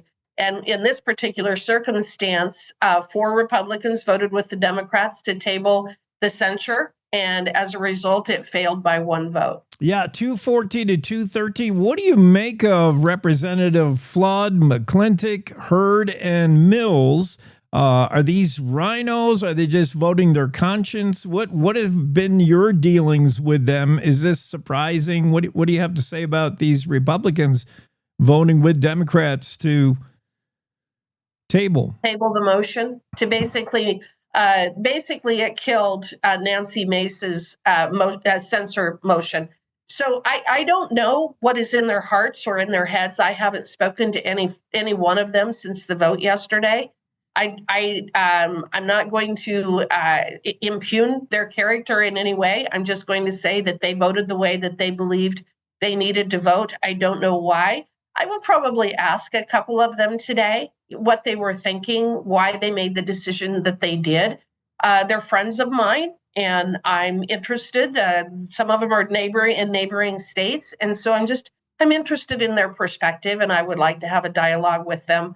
But this is just one of those things that happens in Congress when you have this narrow of a majority. Sometimes it's kind of difficult to herd the cats, and that's what happened yesterday. Yeah. Have you had any positive or negative or any dealings at all with Representative Omar, AOC, any of these so-called squad members, which for our audience is those considered even left of left? Has it been civil with them? Have you had any dealings with them at all? I have not had any dealings with them. I think that they refer to themselves as Democrat socialists. So, and I think you could probably drop the first word. They're pretty aggressive in terms of what their beliefs are, and they don't align with mine, as you can probably imagine. But I'm not on any of the committees with them, and as a result, and I don't know where their offices are. So as a result, I really have not engaged with them since I've been here. And that's they're not the only ones. There are many people that I don't engage with on a regular basis because we are so busy. We have so many meetings and hearings and constituent meetings and things like that. There's only so many hours in the day. There are Republicans that I have not engaged with a lot, just because it's the nature of the beast when you're back here, and there are 435 of us. So yeah. I haven't had any direct dealings with either one of them. Let's switch gears, talk about some of the things you've been busy with. Department of Justice, you talked to the FBI director, Mr. Patel, and you asked him what's being done on tribal lands and communities in particular. He was thankful for the question. How'd that go? Well, it went very well, and he's an incredibly smart man, and he's got an absolutely incredible heart. And he really does care about the things that he talks about. You see some of the yelling and some of the aggression that was shown to him by the other side. But the fact is, he has done a phenomenal job as the director of the FBI. What I wanted to focus on is something that I've been focusing on for the last couple of years. And that is that with the open borders, we have had the Mexican drug cartels move in on our Indian reservations, and some are worse than others. We have had folks come in from Montana and literally in our committee hearings cry about the losses and the destruction that has been caused to their communities, their family members, their fellow tribal members as a result of the Mexican drug cartels getting a foothold on their reservations. And so it is an issue of security, which is one of the priorities that I pursued when I was chairman of the subcommittee on Indian and Insular Affairs. We talked a lot about healthcare, economic development, but we talked a lot about security. And so I have been advocating that there needs to be more work done between our federal partners, our state partners, our tribal partners, local law enforcement, to make sure that we do not leave our tribal members vulnerable to these criminal cartels. And so that's what I wanted to address with him yesterday. And I thought he did a fabulous job of explaining the work that they are doing, trying to keep our tribal members safe and secure from the drug trafficking, the human smuggling, the chop shops that are being set up. It's really the mayhem that has been created and caused on our reservations is a tragedy beyond tragedies. And we cannot lose sight that we need to protect these folks. Yeah, bad actors from foreign nations have found a playground on reservations everywhere. And yeah, I hope Mr. Patel can dig in on that. One last thing, Representative Hageman, the FAIR Act. We see fake news. We see AI-generated nonsense, deep fakes, which are basically identity theft. What are we going to do about this? What can government do to protect us? The FAIR Act. Talk about that. Well, we need to make sure that we are rooting that out. And it is something that I think is of great concern to an awful lot of people. AI is moving so fast that it is very difficult oftentimes to get ahead of it. And because government by design moves slowly, especially federal government and federal policy, we need to be making sure that we are consistently looking at what is going on with these AI generators, what is going on with our data centers, what kind of misinformation is being put out there, and always try to make sure that we are addressing it. So it's something that is at the forefront of our mind back here of how we get our arms around this industry, this new industry, this rapidly evolving industry, so that people can have confidence in things like knowing that when they receive a photograph of someone, it's actually a photograph of them and not an AI either generated or modified photograph. It's those kinds of things that we're attempting to address. Yeah. Well, we are a nation divided, and I hope you can do what you can do to pull us back together. It's crazy times. Jake, I think that all of us need to come back to really the heart and the mind of Charlie Kirk when we think about that, because it is perfectly appropriate to debate and to discuss, and especially to debate and discuss complicated, difficult issues, including social issues. That does not mean that anybody should suffer the consequences that Charlie Kirk did last week simply because he was willing to challenge some of the, the sacred cows that have been created by the left over the last several years. We got to talk it out. Yep. Thank you for your time. Appreciate you being on. Have a great weekend. Thank you. Congresswoman Harriet Hageman and the issues of the day. Let's take a quick break. We'll be right back after this on the Cowboy State Daily Show with Jake. Wyoming is the Cowboy State. From corner to corner, there are so many stories to be told, and more cowboys and cowgirls are turning to the Cowboy State Daily News team to keep them in touch with what's happening both locally and in other parts of Wyoming. I'm Riley Strand, videographer and production assistant for Cowboy State Daily Video News. We're proud to bring the most important stories to our viewers every day. The stories that start conversations, the stories that make us laugh, the stories that make us think. Our experienced journalists at Cowboy State Daily are crisscrossing the state every day, talking to those who know the news best. Every day, host Wendy Core and I talk to the reporters who are covering the topics, issues, and people that are important to Wyomingites. And in our daily newscast, we bring you those stories. Tune into the Cowboy State Daily Video Newscast every morning, only on CowboyStateDaily.com. You're listening to the Cowboy State Daily Radio Network. Sometimes fatherhood I'm the first Viking who wouldn't kill a dragon. can feel like an epic battle. But you will. But you can change your kid's world just by being there. And with a little help, you won't believe how high they can soar. All right, bud, you ready? I'm proud to call you my son. Come on! Never stop being a dad. To learn more, visit fathersincorporated.com. Logan Wilson here at the M Building in Casper, Wyoming. They do more than just support businesses and private events. They support nonprofits by offering reduced rates to help the community thrive. The staff here at the M Building have been incredible in helping me organize a fantastic event. They are great partners for those who want to make a positive impact on the community. Come check out the M for your next event.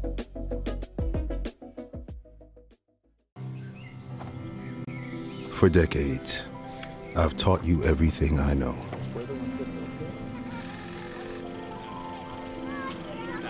How to safely build a fire. How to control the flames.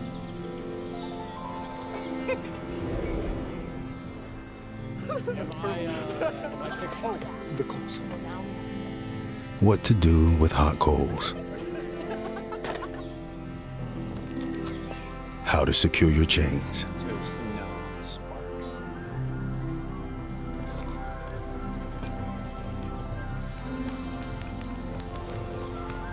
But I can only teach wildfire prevention. Only you can prevent wildfires.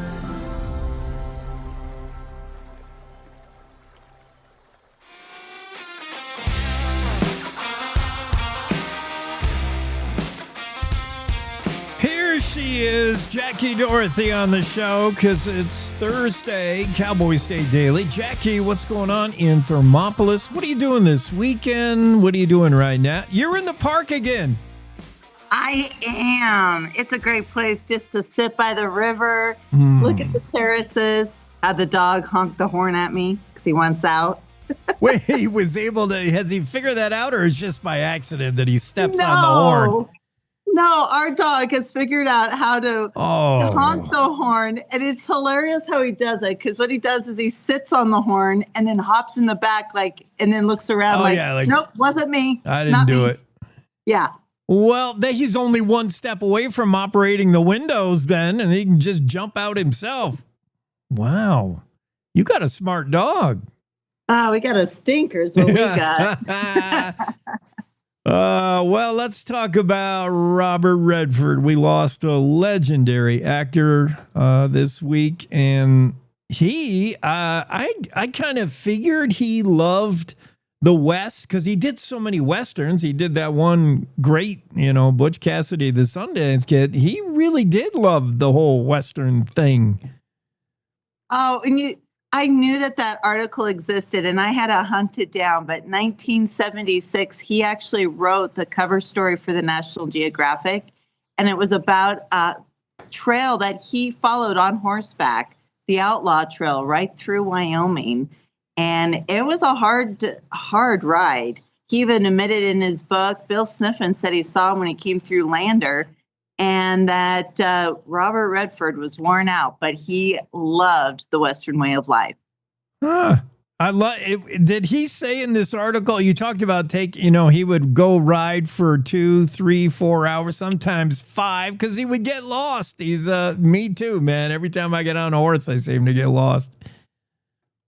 Oh, what I liked is when he said they went to go to camp, it's cold out. He goes to get into his sleeping bag and realized that he brought his son's sleeping bag and not his.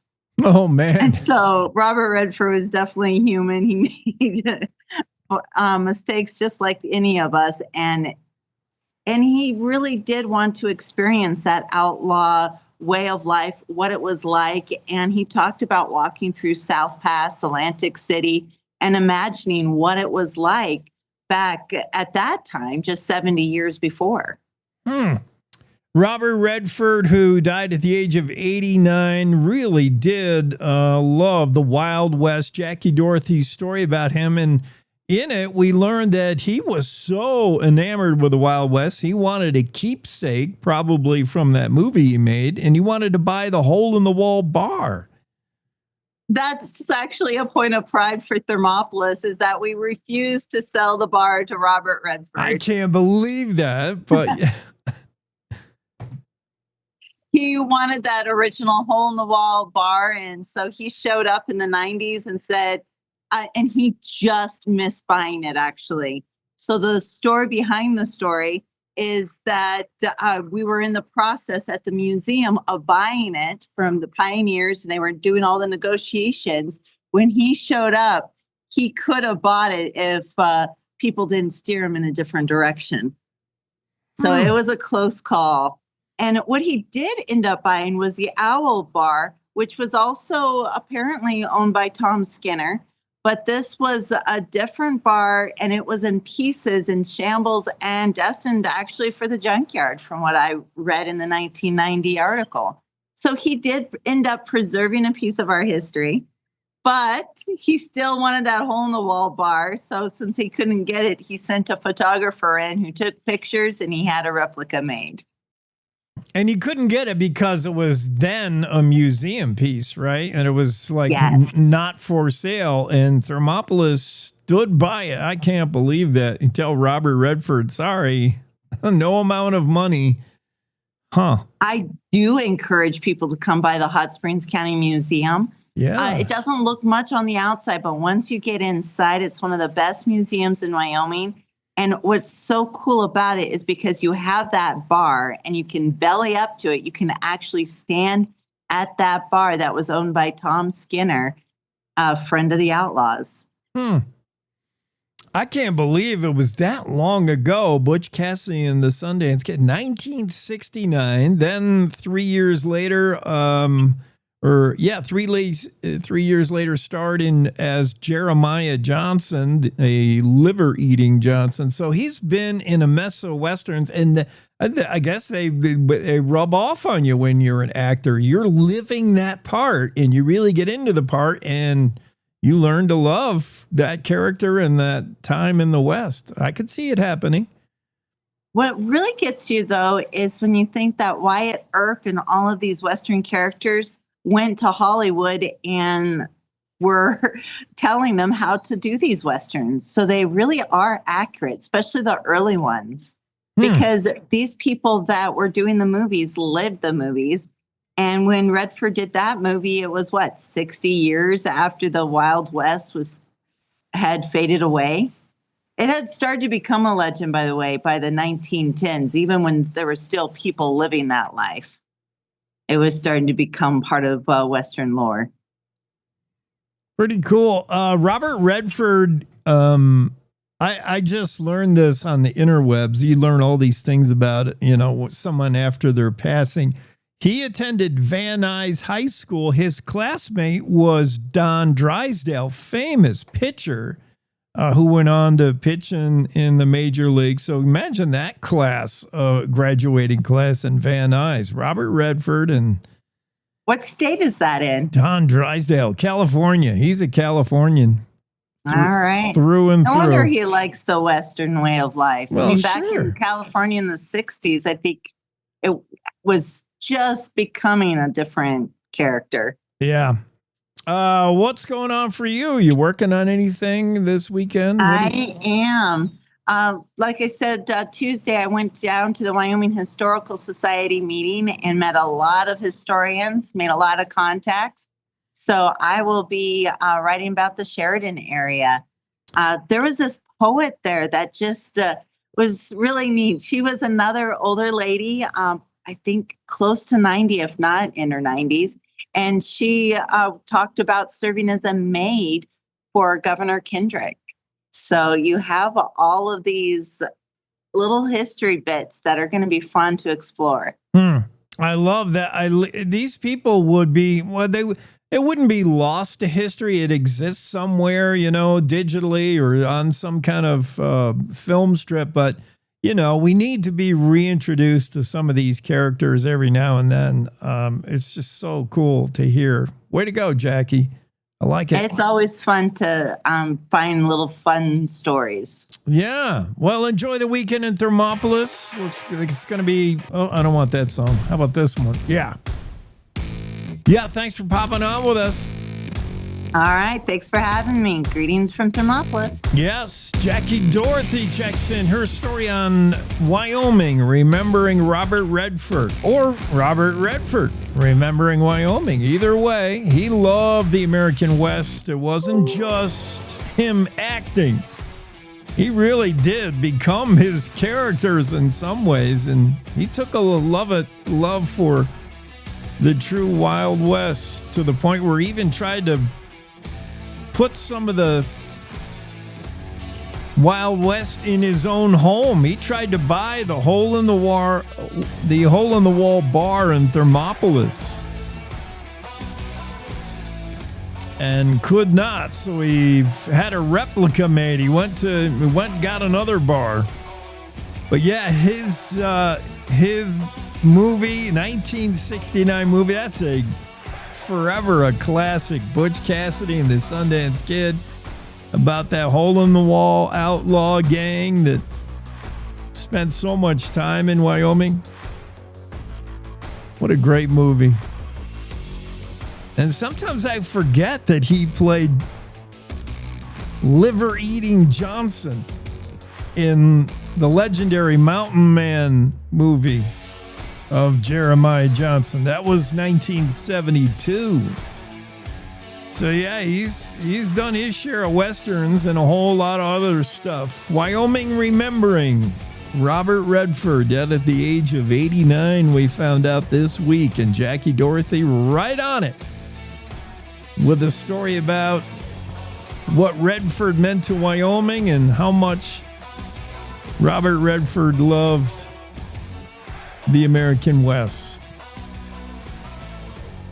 So if you're joining us this morning, I can assume you're doing it maybe on YouTube. That's one way to watch the show. Maybe on Facebook Live, X Live, CowboyStateDaily.com on the homepage, website there.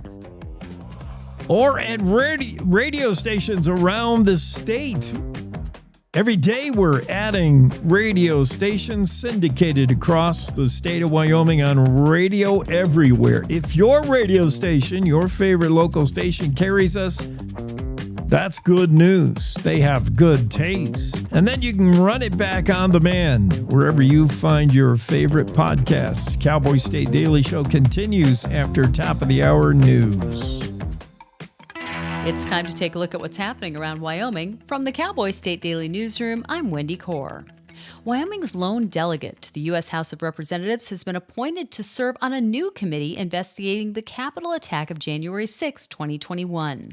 Representative Harriet Hageman took care in a Wednesday interview with Cowboy State Daily's Claire McFarland to differentiate her role on the new committee from the J6 investigation in which her predecessor, former Representative Liz Cheney, participated in 2021 and 2022. Hageman said, in fact, that she believes that Cheney's panel was not a legitimate committee under the House rules. Because it didn't follow the House rules that underpinned it. A federal judge had disagreed with that in 2022, saying, it works. And because of the doctrine of judges being deferential toward the legislative branch, we're just going to back off here. That decision did get appealed, but the appeal was the whole case later scuttled because the committee changed course and stopped pursuing the subpoena that prompted the court challenge in the first place. Along with Hageman, House Speaker Mike Johnson selected Republican Representatives Morgan Griffith of Virginia, Troy Nehls of Texas, and Clay Higgins of Louisiana to serve on the panel, led by Representative Barry Loudermilk of Georgia. A new period of tension is looming over the waning availability of water from the Colorado River. Water use negotiations and infrastructure operations are up for renewal after 2026, and officials from upstream states, including Wyoming, claim that downstream states continue to use more than their fair share. Cowboy State Daily's Mark Hines reports that all four of the Upper Basin commissioners expressed extreme frustration over how they perceive the situation. The lower basin continually is demanding more and more and more from the upper basin states. And it's getting to the point where the upper basin states are starting to see water shortages, which from their perception, from our perception, that's not our fault. We're not short of water because we're not managing our water well in a responsible manner. We're starting to see shortages of water because the people downstream from us are being irresponsible and keep coming to us and demanding that we send more and more downstream. Bottom line, the commissioners say for now, they are committed to a 7-state solution. A former Green River teacher and school board member whose wife is accused of beating him with a bottle of Bailey's as he sat disabled in his recliner has died. That's what Sweetwater County's elected prosecutor confirmed. Linda Malone was charged on September 11th with second-degree attempted murder and 3 counts of abusing a vulnerable adult.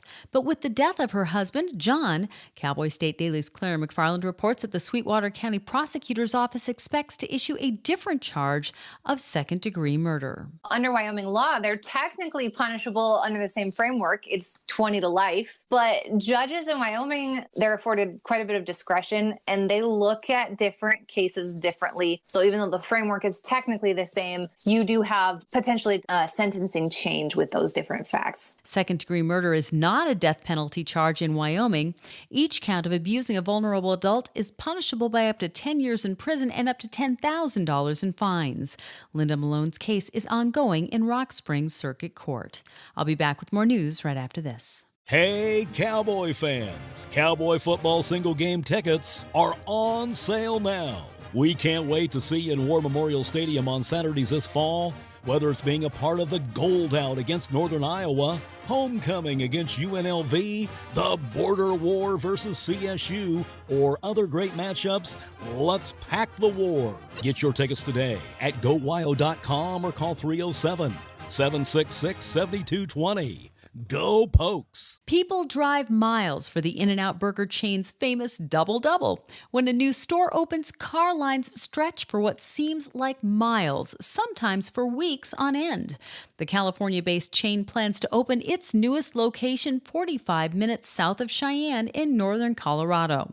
Cowboy State Daily's Justin George spoke to several Cheyenne burger lovers who are excited about the iconic restaurant's proximity to Wyoming. There's a cult following for In-N-Out in every state. People are excited. One, it's the quality of the burger. A lot of it is nostalgia. If you travel to California or the West Coast when you're a kid, it's such a big, iconic franchise there that people remember it. The Timnath, Colorado location would become the second In-N-Out in northern Colorado and the 13th in Colorado overall. No opening date has been announced.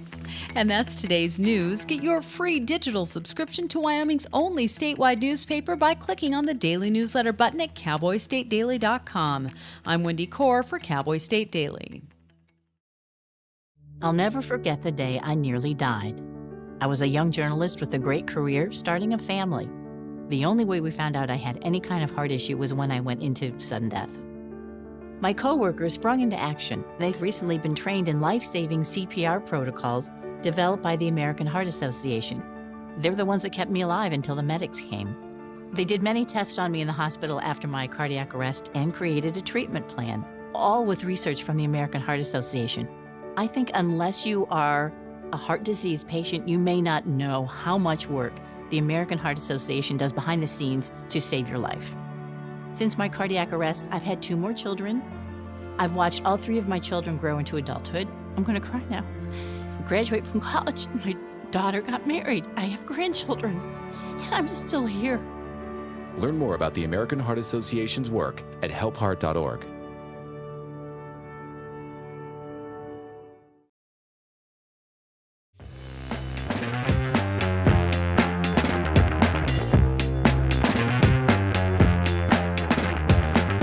Yeah, let's get to it. It's a Thursday Cowboy State Daily Show with Jake. Mark Hines will be on here in a moment. There he is. Ding dong.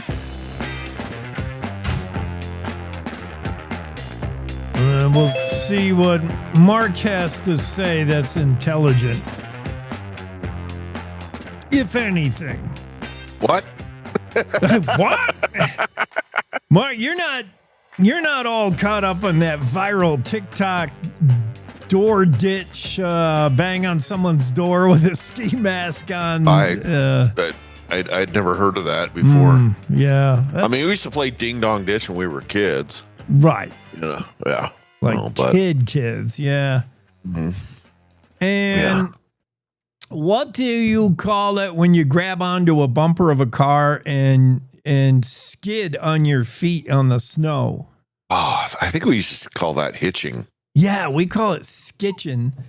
Okay, Yeah, we did that. What do you call it when you do donuts in the parking lot in the snow? Boy, is it spinning out, spinning Brodies, spinning donuts. I've heard spinning Brodies. Yeah.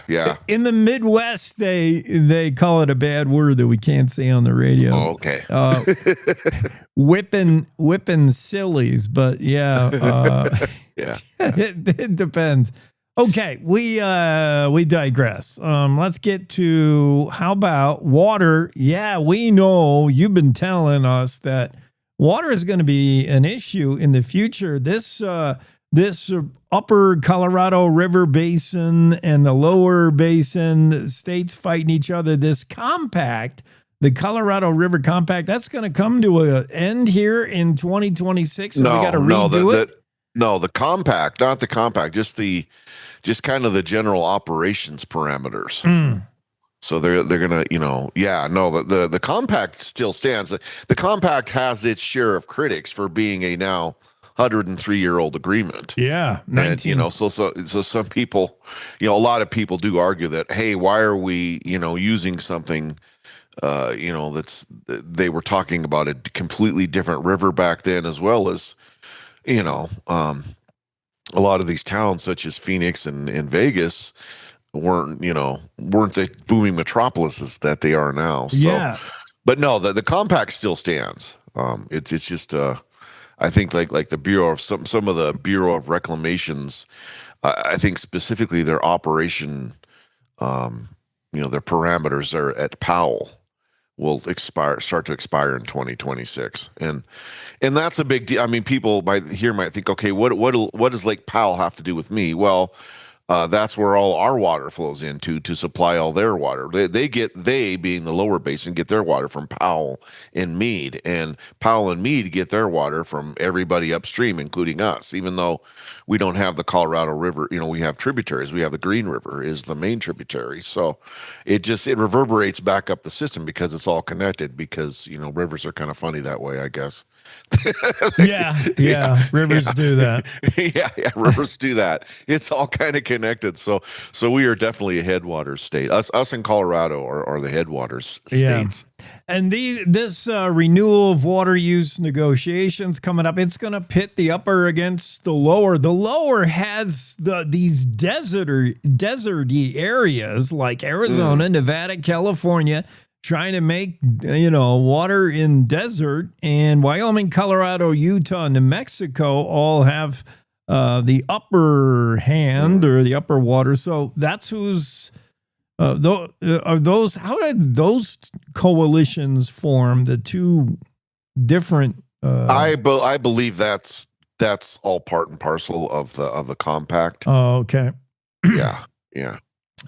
But yeah, not necessarily if they're pitted against each other, but the gripe or the complaint that keeps coming up is that the upper basin is saying the lower basin just keeps, increasing their demands without really, offering any alternatives, or they're just taking more and more water from the upper section of the river and not replacing it in any way. So, that leaves us with less. So good story. Yeah. Good story from Mark Hines. Also, Judge Malloy made a ruling the other day. Federal Judge Donald Malloy ruled yesterday to shut down cattle grazing in what is known as grizzly habitat, Montana's Paradise Valley. That's kind of a crucial pinch point in connecting two different grizzly bear populations. These bears need to commingle, cohabitate, and get it on every once in a while if we want diverse DNA. But yet others say, this really wrecks the whole putting cows out on the land. The stock grower is not happy with the decision. Yeah. I don't know that any existing allotments were shut down, but it definitely, at least at this point, blocks any new allotments in that area and or new placing of cattle on those allotments. So yeah, and you kind of encapsulated one side's argument is, we've heard that over, that's kind of the, a fellow we've mentioned numerous times when it comes to grizzlies is Chris Servine. That's kind of the crux or the heart of his argument that, you can have as many grizzlies as you want, but if you don't have, contiguously connected, genetically diverse populations, then that kind of defeats the purpose. But others are saying, these populations are big enough. There's enough genetic diversity within them. And, some people question the practicality of that, you're going to end up if you follow that to its logical conclusion, you're going to end up with grizzlies in places where they aren't really acceptable socially. There's just going to be too much potential for human conflict. There you kind of have it, those two sides, and it's kind of coming together. It's kind of this grazing allotment situation in Montana is kind of the focal point of those 2 points of view kind of clashing in that one specific area. And unless I'm mistaken, that's where the fictional Dutton Ranch is. Oh, is that right? The Yellowstone. I believe that they're supposed to be in the Paradise Valley. I don't know that it's actually shot there, but as far as filmed, but I think that's where the Dutton Ranch is supposed to be. So certainly looks visually. That could be a trivia fact that somebody could Google and let us know if we're correct. yeah. Maybe we'll do that. Yeah. Judge Malloy's decision on cattle grazing just again highlights this whole issue of when is the grizzly recovered? Is it a matter of numbers or is it a matter of genetic exchange? And meanwhile, ranchers say, hey, we're running out of places to put cows on that where we're not going to get them eaten by grizzly or have a judge tell us we can't do it. It's tough to... but Mark Hines, all he has to do is write the story. He doesn't have to decide on it. No. How about this mountain lion? We speculated he was some kind of rookie to make it kill so close to the golf course and then think he was going to... I feel bad for this mountain lion. We know they cache and will come back to kills, but there was nothing in the area that he could cover it up with really good. He put a bunch of... If you look at those photos, it does look kind of an amateurish job. Just leave it in the open. Throw some grass on it. It'll be okay. I mean, everything about this incident screamed real rookie mountain lion. Like, he don't know much. And sure enough, that's what we found out. How much did you know, or I know when we were 16, 17? I mean, we thought we knew a lot, but... we didn't know enough. Not to take down a pronghorn right outside the Thermopolis golf course. I mean, come on, lion. Yeah. Well, he'll learn. They got to learn and grow just like anything else. So he'll learn somewhere else, right? Did they relocated? Yeah, they didn't specifically say where, and I don't expect them to get that information. I don't expect them to send me a GPS pin or anything like that. But no, that's the word from Game and Fish is that they did live trap him, and or the Game and Fish didn't release the sex of the animal, but they did trap that lion and relocate it somewhere else, a more remote location where the potential for, again, human conflict is lower, which is better for people and mountain lions both. It's our second story of rookie mistakes made by young wildlife. We had the moose trying to get it on with a wooden male moose from Andrew Rossi. Yeah. And we got the mountain lion who, I don't know. He's learning. He's trying. Thanks, Mark. All right. Have a good one, Jake. Yeah. Have a great weekend. Mark Hines, Cowboy State Daily, his story about the federal judge halting cattle grazing in Paradise Valley and or Dutton Ranch there in Montana. Beautiful area that sort of connects the greater Yellowstone ecosystem, grizzly bears, with that other batch of bears, their neighbors up there in the Glacier National Park area. Crucial for genetic exchange, say grizzly bear people. Meanwhile, ranchers who want to put cows out on the land say, come on already. There's plenty of bears. Evidenced by the fact that we can't put them anywhere because the bears will eat them. And then, water wars, the water fights. Wyoming and other upper Colorado River people said the lower basin states are hogging all the water. And the lower basin states will say the same thing about us. As water fights over the Colorado River pit Wyoming, Colorado, Utah, New Mexico basically against Arizona, Nevada, and California. That's the upper and the lower basin states that are shaking their fist over who gets more water. All of it fleshing out the Colorado River Compact that dates back to 1922. An agreement that says who gets what, made well before there was even Las Vegas, as Mark Hines points out. That's a key distinction. We got to take a break. We'll be right back.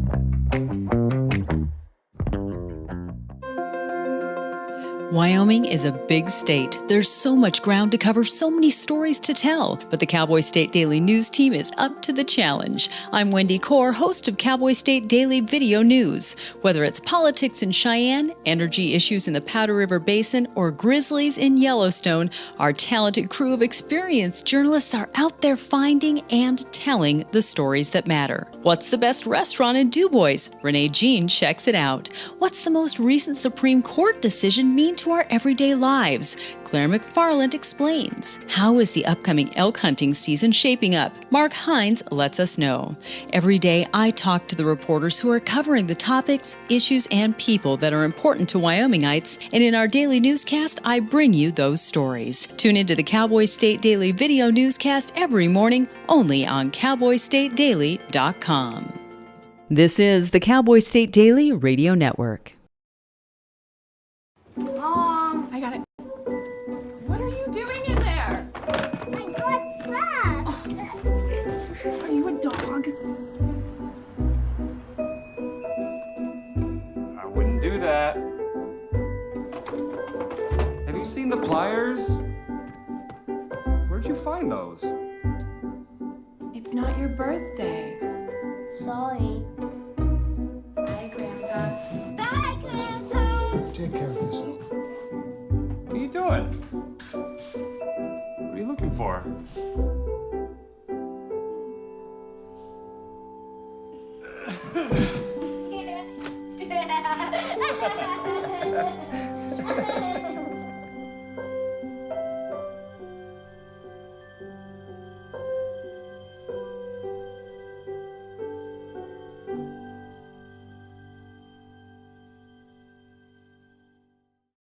I don't think many kids in my son's school even do it.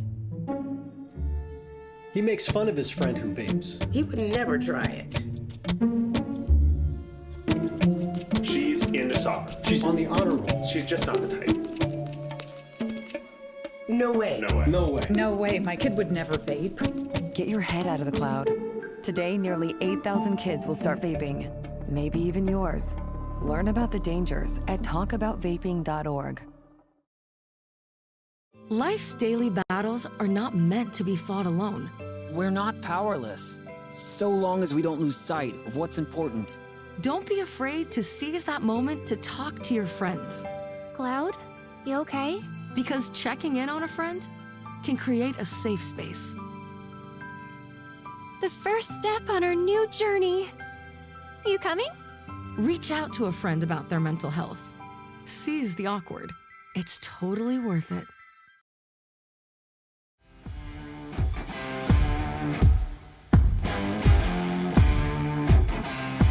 Interesting comments from our listeners this morning. Shirley says, people didn't understand Charlie Kirk. He asked for debates. He welcomed ideas. He let his debaters get their own answers in. I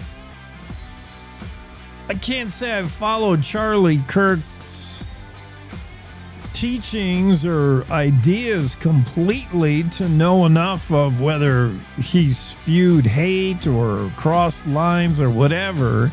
But I have seen some of his debates, and he engaged with people in a respectful manner. And, that generation, he was able to get that younger generation, get them inspired and get them thinking anyway. Shirley also says, looking better into the things that happened and give this country back to us. I think she's talking about Congresswoman Harriet Hageman and her selection to another J6 committee, J6-2, J6 2.0.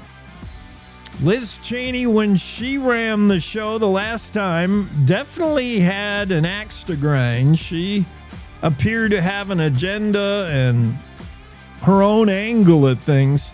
This new J6 committee will look at the Capitol riots in a different way, sort of a macro way. As Congresswoman Hageman explained, she was on the show just a little bit ago, and she explained this would be more of security, rather than looking at who were the players and how do we prosecute and whether they were Republican or Democrat.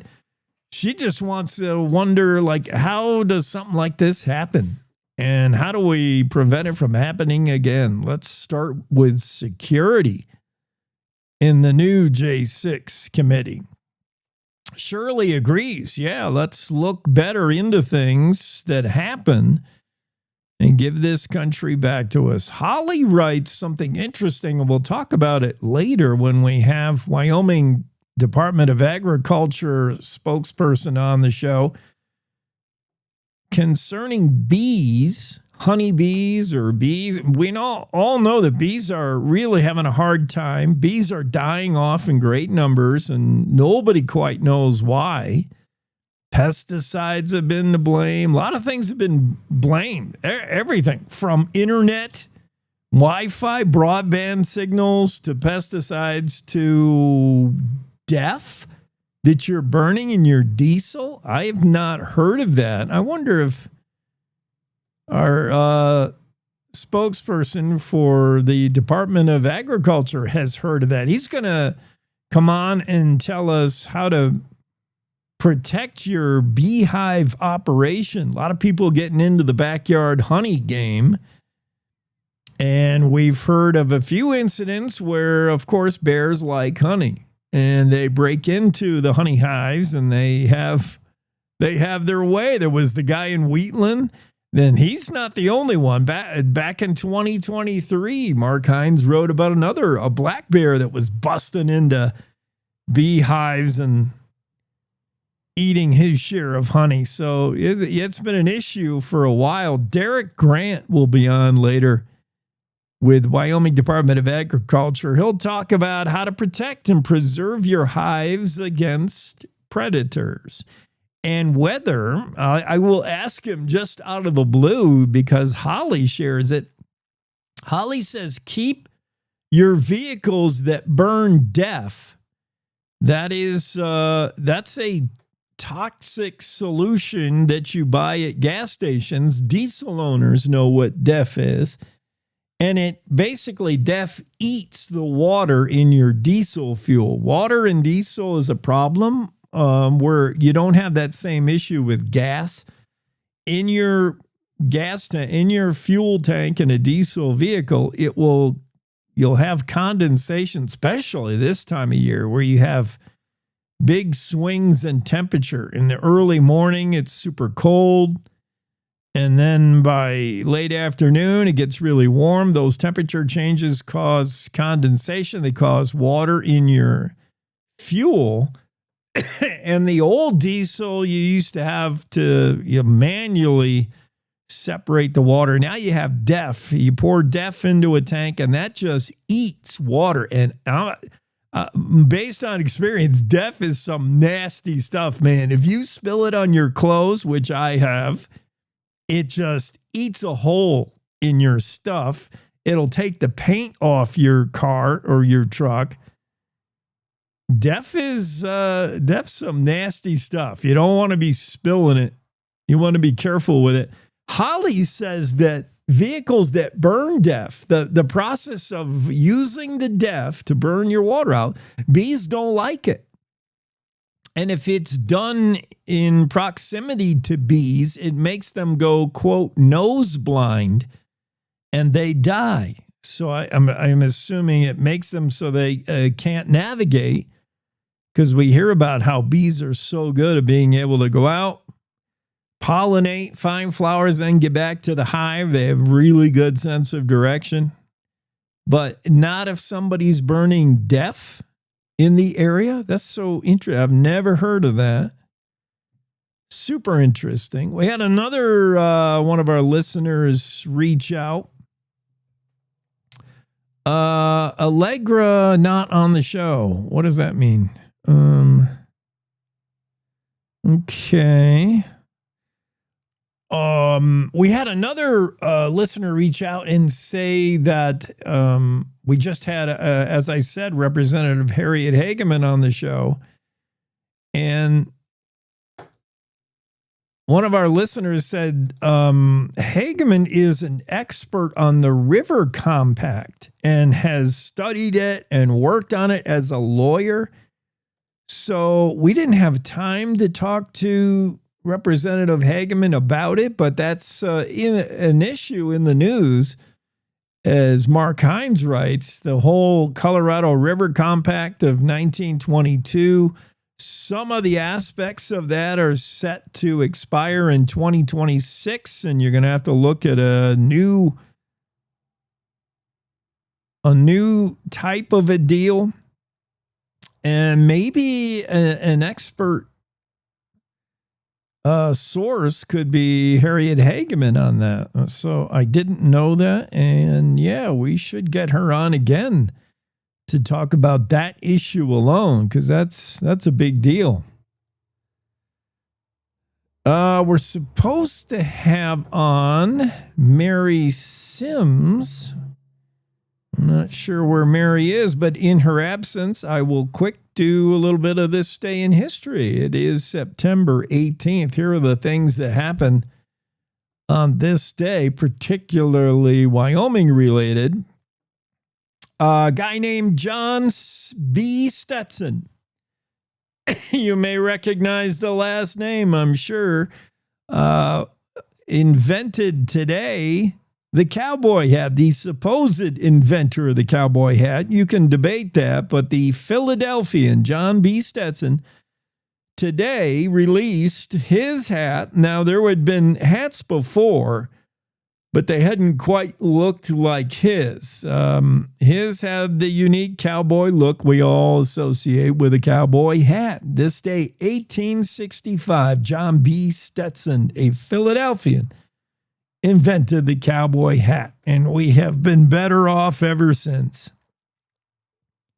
This day in history, 1868, a party led by First Lieutenant Andrews left Fort Sanders. They were looking for Sioux that were on the warpath. They would return on September 30th after finding none. But it was this day that they left Fort Sanders looking for the Sioux, 1868. This day, 1870, here's a good piece of trivia. Maybe I'll ask Abby later when we do the Ask Abby segment. Old Faithful was given its name by members of the Washburn-Langford Doane expedition on this day in 1870. It was this day, September 18th. You can just picture them, Washburn, Langford, Doane, just sitting around smoking their pipes. I've actually seen photographs, early tintypes or whatever those early photographs. I've seen them sitting around at camp with their canvas tents and the exhausted horses nearby, and they're all going at it with their pipes, just sitting in Yellowstone, camped out. And it was this day, 1870, that they said, you know, that one geyser that goes off like clockwork, why don't we call it Old Faithful? It's so faithful with its eruptions. And this is the day they did that in 1870. So I'll pose it to Abby as saying, what was, maybe I'll create a scenario where like July of 1870, Old Faithful went off at 7:27. What's wrong with that statement? And it'll be the fact that nobody was calling it Old Faithful on this day in July of 1870. It wasn't until this day that it got its name. 1878, a guy named Doc Middleton, at least that's what he went by. His real name was James Riley. He was placed in a Nebraska prison this day after being convicted in Wyoming of grand larceny. Doc Middleton, famed outlaw of the day, incarcerated this day in a Nebraska prison, 1878. 1890, passenger trains collided near Rock Springs, one person killed. And on this day in 1905, construction contract was awarded for the Shoshone Dam. All these things happen on this day in history. It's time to rodeo with Will Rasmussen and the Western Ag Network. It's the Rodeo Roadshow on the Western Ag Network. Hi, everybody. I'm Will Rasmussen. Good to have you along. Today, younger brother Flint Rasmussen on the Rodeo Roadshow. His duties have changed with the Professional Bull Riders, the PBR. We talk about his new position with that organization since he retired from performing on the dirt, so to speak. We'll talk to Flint when we come back. Stay close. It's more than a convention. It's where the cattle industry comes together. CattleCon 2026 is heading to downtown Nashville, February 3rd through February 5th. Gain insights from top cattle industry experts, connect with fellow producers, and take part in shaping the future of our business. Plus, world-class entertainment and inspiring keynote speakers. Whether you're there for the business, the education, or the good times, CattleCon is where it all comes together. Register today at convention.ncda.org. Support the American Sheep Industry Association and get recognized as an industry partner. Choose from 5 partnership levels: platinum, gold, silver, bronze, or industry supporter, with benefits like your company logo on convention material items, complimentary registrations, on-site signage, advertising in the Sheep Industry News magazine, and digital recognition. Boost your brand while strengthening the sheep and wool industry. Visit sheepusa.org to learn more about partnership levels and join today. You work in like the competition area, is that right? Yeah, I oversee a couple things. Some what we call consumer events, which if you go somewhere, we also produce some things that, like at PBR World Finals at Fort Worth, the Fan Fest or tailgate party outside AT&T Stadium. Mm-hmm. I kind of oversee that stuff, fan engagement type stuff. And then recently I oversee competition, which means, judge evaluations. I don't do it, but I oversee Alan Jordan, who he's right. Been a long-time rodeo official too. He's the head of officiating, so he turns his reports into us, and we look over if there's a conflict with a guy who gets in trouble, or what do we do? Do we fine this guy for telling the judge to F off on TV, and TV caught it, which is a true case, by the way. Yeah. Stuff like that. So at least I always joke that I don't mind overseeing competition. At least I get to talk about bull riding. 8-time PRCA Clown of the Year and the exclusive entertainer of the PBR has moved his show to the ivory towers of the Professional Bull Riders. I know it's taken little brother a little bit of adjustment time, but settling in with the PBR. On the Rodeo Roadshow, I'm Will Rasmussen on the Western Ag Network. We're back. Cowboy State Daily Morning Show with Jake continues. Yeah, we are back. And what was I going to go to? Oh, yeah.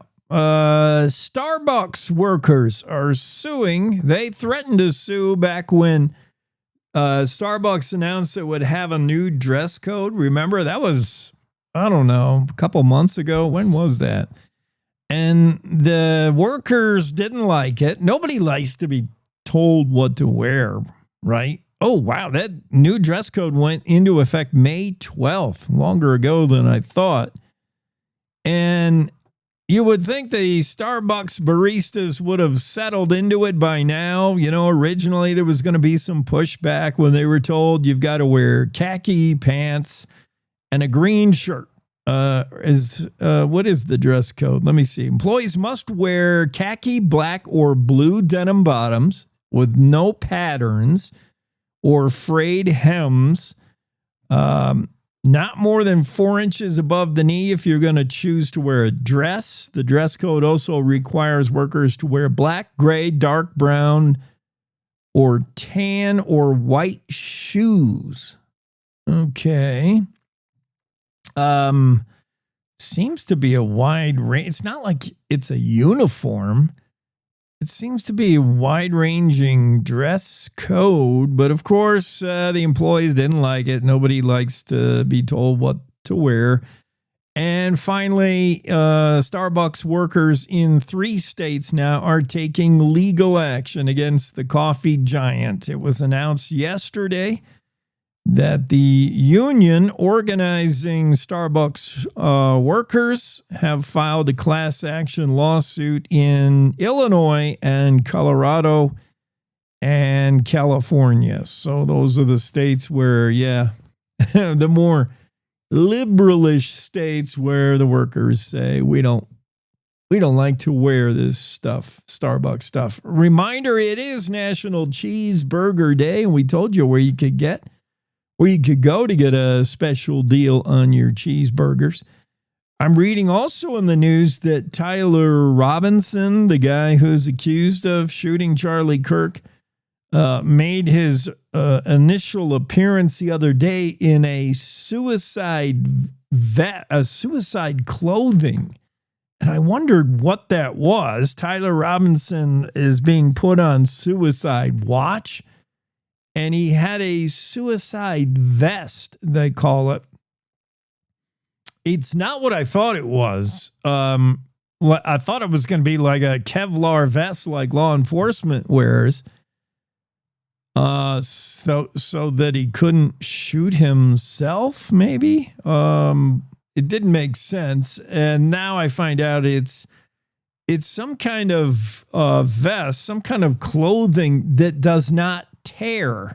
Try as you might, you can't tear it into anything that would make a rope that you could hang yourself with, is what I find out. It's crazy the things you learn, that there's such a thing as a suicide vest.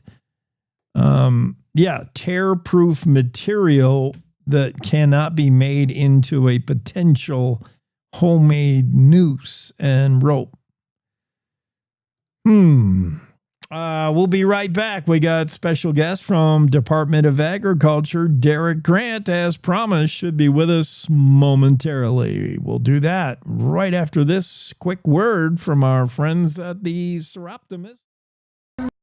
The Seroptimists of Cody are inviting you to join them for their 17th annual Run for Hope, Saturday, October 4th. This 5K, 10K chip timed walk and run starts at the Rec Center at 9:30 a.m. with a kids race at 9. Proceeds support the Laney Cole Memorial Women's Cancer Fund. You can register for $35 in advance, $40 the day of the race. Discounted kids and student rates are available. You can register at Sunlight Sports in downtown Cody or online at runsignup.com. See you Saturday, October 4th for the Cody Seroptimist Run for Hope.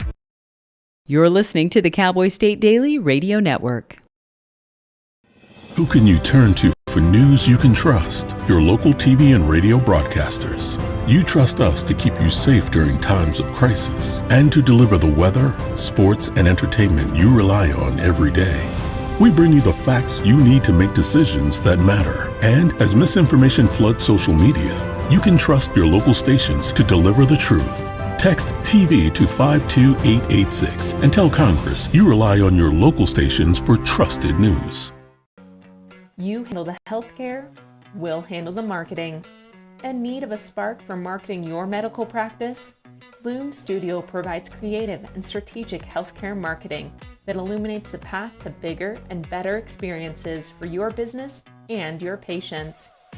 We specialize in branding and design, social media, website design, SEO and SEM, not to mention content creation, public and media relations, and marketing metrics to ensure you're getting results. If you're looking to increase your patient engagement and retention, enhance your community impact, and streamline your marketing efforts, our team is ready to help you achieve your goals. Contact us today and learn more at loomstudio.com. We come from a long line of farmers, and there's a sense of pride, but there's also a significant amount of pressure. Farmers have to take care of their physical and their mental health, because what's a farm without a farmer? Watching the sun come up, that's my time. I can have a cup of coffee, and every day's a new opportunity. That's cool. Your hand's gotten so big. Yay! Don't forget to check in on yourself.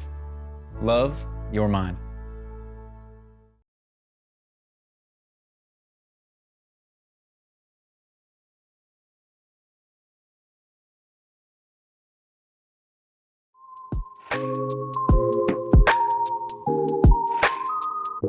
Cowboy State Daily Show with Jake. Moving along on a Thursday, we play this kind of calming music just so the bees will stay chill.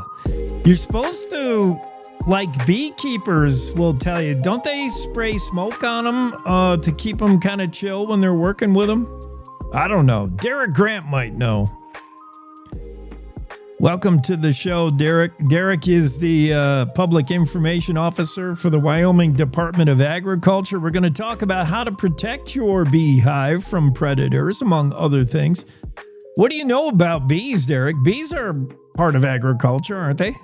Oh, absolutely. They are a very important part of agriculture, and it's definitely an important component to keep them safe. So I know. Yeah. Do we have any idea of why they're dying off so much? Like I've heard pesticides, all kinds of things. What is going on with the bee? We need bees. If they're not pollinating, we're in big trouble. Yeah, absolutely.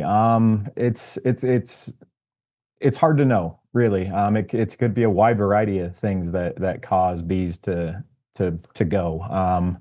Could be anything from weather and drought, pesticides, monoculture cropping, diseases, viruses, mites. There's a lot of different things that can impact bees in a variety of different ways, and that's not even counting wildlife.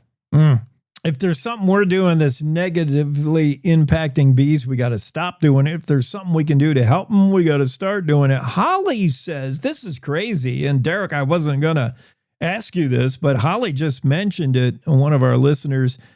She said, keep your diesel vehicles that burn DEF away from bees. Burning DEF, that's the water-eating toxic chemical that goes and eats water out of your diesel, that makes bees go nose blind and then they die. Have you ever heard that? I haven't heard anything about that. I also put them in our apiary map, so everybody kind of knows where those bees are, so we can kind of figure out where pesticide applications happen and those types of things, so we can protect these colonies, and we can also continue to do the good work that some of that spraying and the necessary things that happen that entails.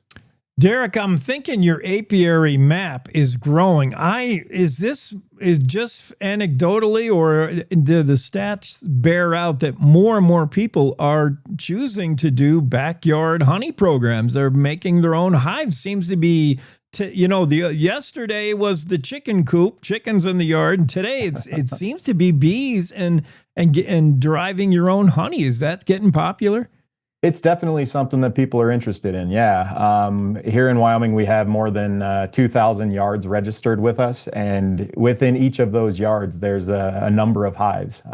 So we have, depending on the year, upwards of 57,000 hives in the state of Wyoming. So it's definitely something people are interested in. And that's including the commercial growers who they're the types that send their bees out of state to go pollinate in places like California and Arizona and things like that. And that also includes the landowners and the hobbyists and things like that. So it's definitely a popular thing to do and very much enjoyed by lots of people across the state. Yeah, maybe honey. I have such terrible seasonal allergies, hay fever. They say that locally sourced honey, if you consume that, especially prior to hay fever, hay season, could help relieve some symptoms. I have to try that.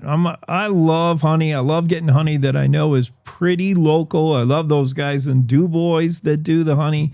But a little backyard operation, what would be small scale, Derek? Like, give me an idea of how many hives you need to make honey, how many bees, who's a small backyard, or I'm just amateur doing it, and who is medium size, like I'm getting pretty big, and then who are these operations, you say, that actually ship their bees to go pollinate? Well, it could be anywhere from, one hive to 5 hives for backyard type stuff. It could be, and the commercial ones, they're significantly higher. We're talking, 50 and more hives and things like that. So it's definitely a fun thing to do. And there are a lot of hobbyists in the state of Wyoming that just do it because it's something they enjoy doing. So it's definitely popular. Yeah, it's getting popular with what's his face in the Beekeeper movie. I saw that. It was pretty good. Statham. Yes, like the last guy in the world you think would be a beekeeper, man. You're supposed to be like even temperament and slow. You don't want to make fast moves around the bees. Oh man. Well, I hope you're gonna help tell us how to keep our bees safe and protected from bear. I mean, we learn from cartoons. Bears love honey, and this Wheatland beekeeper learned that, and it's not the first time. We have stories going back to 2023 about hungry bears that have busted into somebody's hive operation. They love honey. What are we going to do about it? Well, and it's just unfortunately part of living in the state of Wyoming. We have a lot of wildlife, and bears aren't the only ones, and humans and bears aren't the only ones. There's also skunks and raccoons. There's lots of different things that can get into a hive, and so what we suggest is just try and protect them as best you can. When it comes to raccoons and skunks, you want to elevate your hives, get them off the ground if you can. Also strap them shut if possible. Put something heavy on top so the raccoons can't just kind of lift the lid and reach in and take what they want to take. Raccoons are good at monkeying around with stuff. I've seen that. They can open things.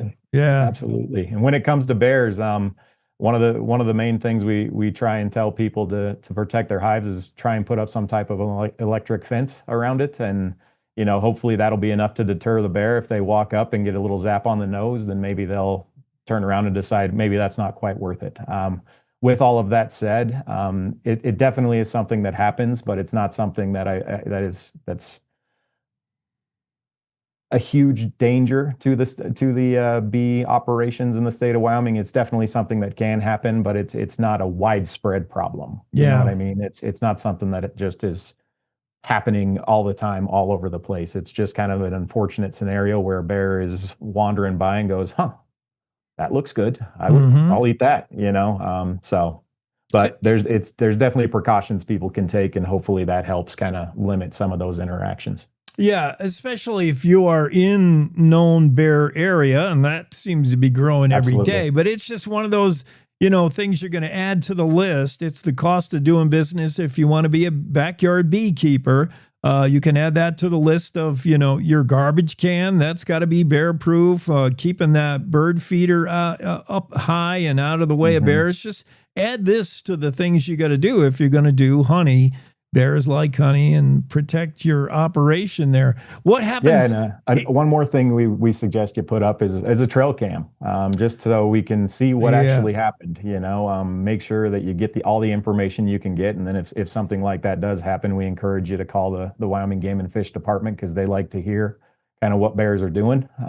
So share that information. Yeah, I mean, a good indication without the trail cam is if the place looks like a hurricane hit it. Fair point. Absolutely. Right. Pete Herman will tell you, that's a bear. He wrecked everything. But and then what do you do in the aftermath? Let's say you do have that some kind of predator intrusion. He's got some of your hives, and there might be a return visit. What can you do then? Well, I'd say one of the biggest things is just be bear aware.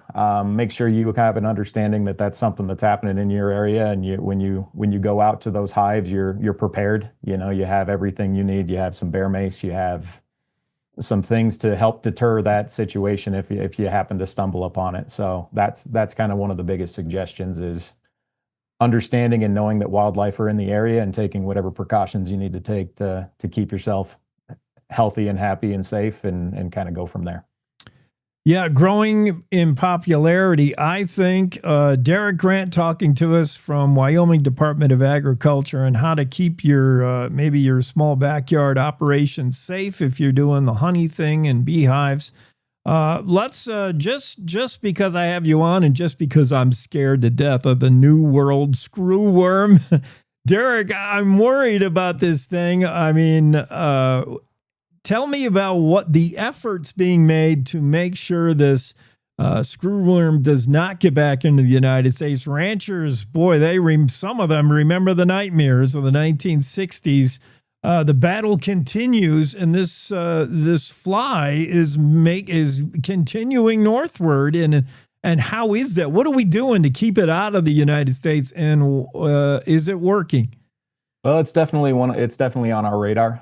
We're working with the livestock board here in Wyoming, and we're working with our federal partners, and we're really just kind of keeping an eye on things and keeping the monitoring channels we have open out there, and making sure that people are keeping an eye out and understand what it is and what they're looking for when it comes to that pest. From a national level standpoint, I know the federal government's doing a lot of monitoring and doing everything they can to try and control that. But here in Wyoming right now. One last thing, Derek, on the on beehives and honey operations.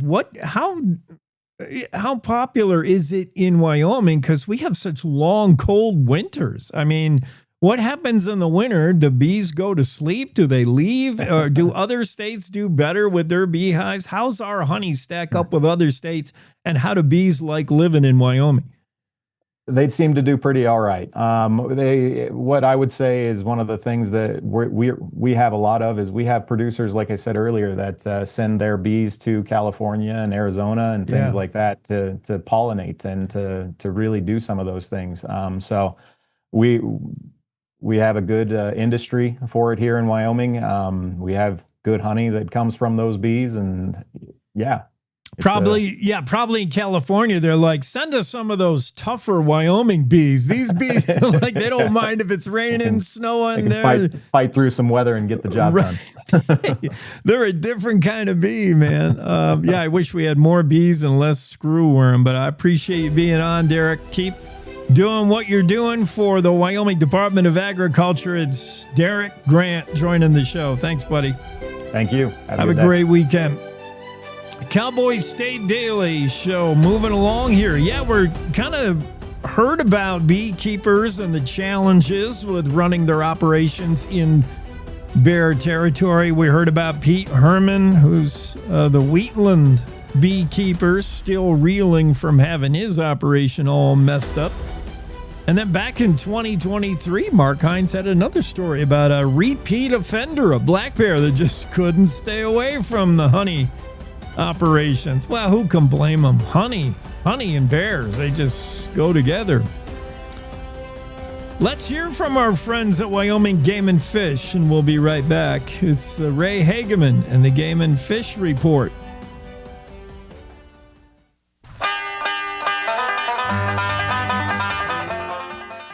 A free training workshop on how to collect a lymph node sample from your harvested animal this fall is coming up in Cheyenne next week. Details coming up next on the Wyoming Outdoorsman. I'm Ray Hageman. The Wyoming Game and Fish Department is inviting the public to a free hands-on workshop to learn how to collect a chronic wasting disease, or CWD, sample from harvested deer or elk. The training will be held Tuesday, September 23rd from 6 to 7:30 p.m. at the Cheyenne Game and Fish headquarters at 5400 Bishop Boulevard. Chronic wasting disease is a disease that is always fatal to deer, elk, and moose. It poses a serious threat to wildlife in Wyoming and beyond. Proper sample collection is essential for monitoring and understanding the disease's spread. Hunters, taxidermists, and game meat processors all play a critical role in this effort. For deer hunters in southeast Wyoming, CWD sample collection is extremely important this year. Sample collection is mandatory in Deer Hunt Area 70, that's Shirley Mountain, and highly recommended in Deer Hunt Area 15, Goshen Rim, where Game and Fish is monitoring the spread and prevalence of the disease. Laramie Region wildlife biologist Keaton Weber says this workshop is a great opportunity for anyone interested in wildlife conservation or concerned about mule deer and chronic wasting disease. By learning how to take a sample, community members can directly contribute to the long-term health of Wyoming big game populations. The training will cover step-by-step techniques for collecting lymph node samples and provide instructions for safe handling and submission. All equipment will be provided during the workshop. The event is free, and participants, though, are asked to RSVP online on the Game and Fish website or by mailing Hannah Smith at wyo.gov. For more information on chronic racing disease, visit the Game and Fish website. As the seasons shift and bear activity increases, the Game and Fish is reminding residents and visitors to be bear aware. To reduce the risk of problems with bears on or near your property, the Game and Fish is urging residents to secure attractants. Bears that associate people in places where people live with easy food rewards can become dangerous.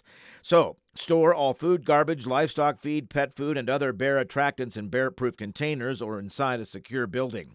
Bear conflicts should be reported to Game and Fish as soon as possible by calling your local Game and Fish regional office. Further information on bear safety and tips to reduce conflict can be found on the Game and Fish website by going to the Bearwise Wyoming webpage. The Wyoming Outdoorsman is a program produced by the Wyoming Game and Fish Department. Thanks for listening. I'm Ray Hagan.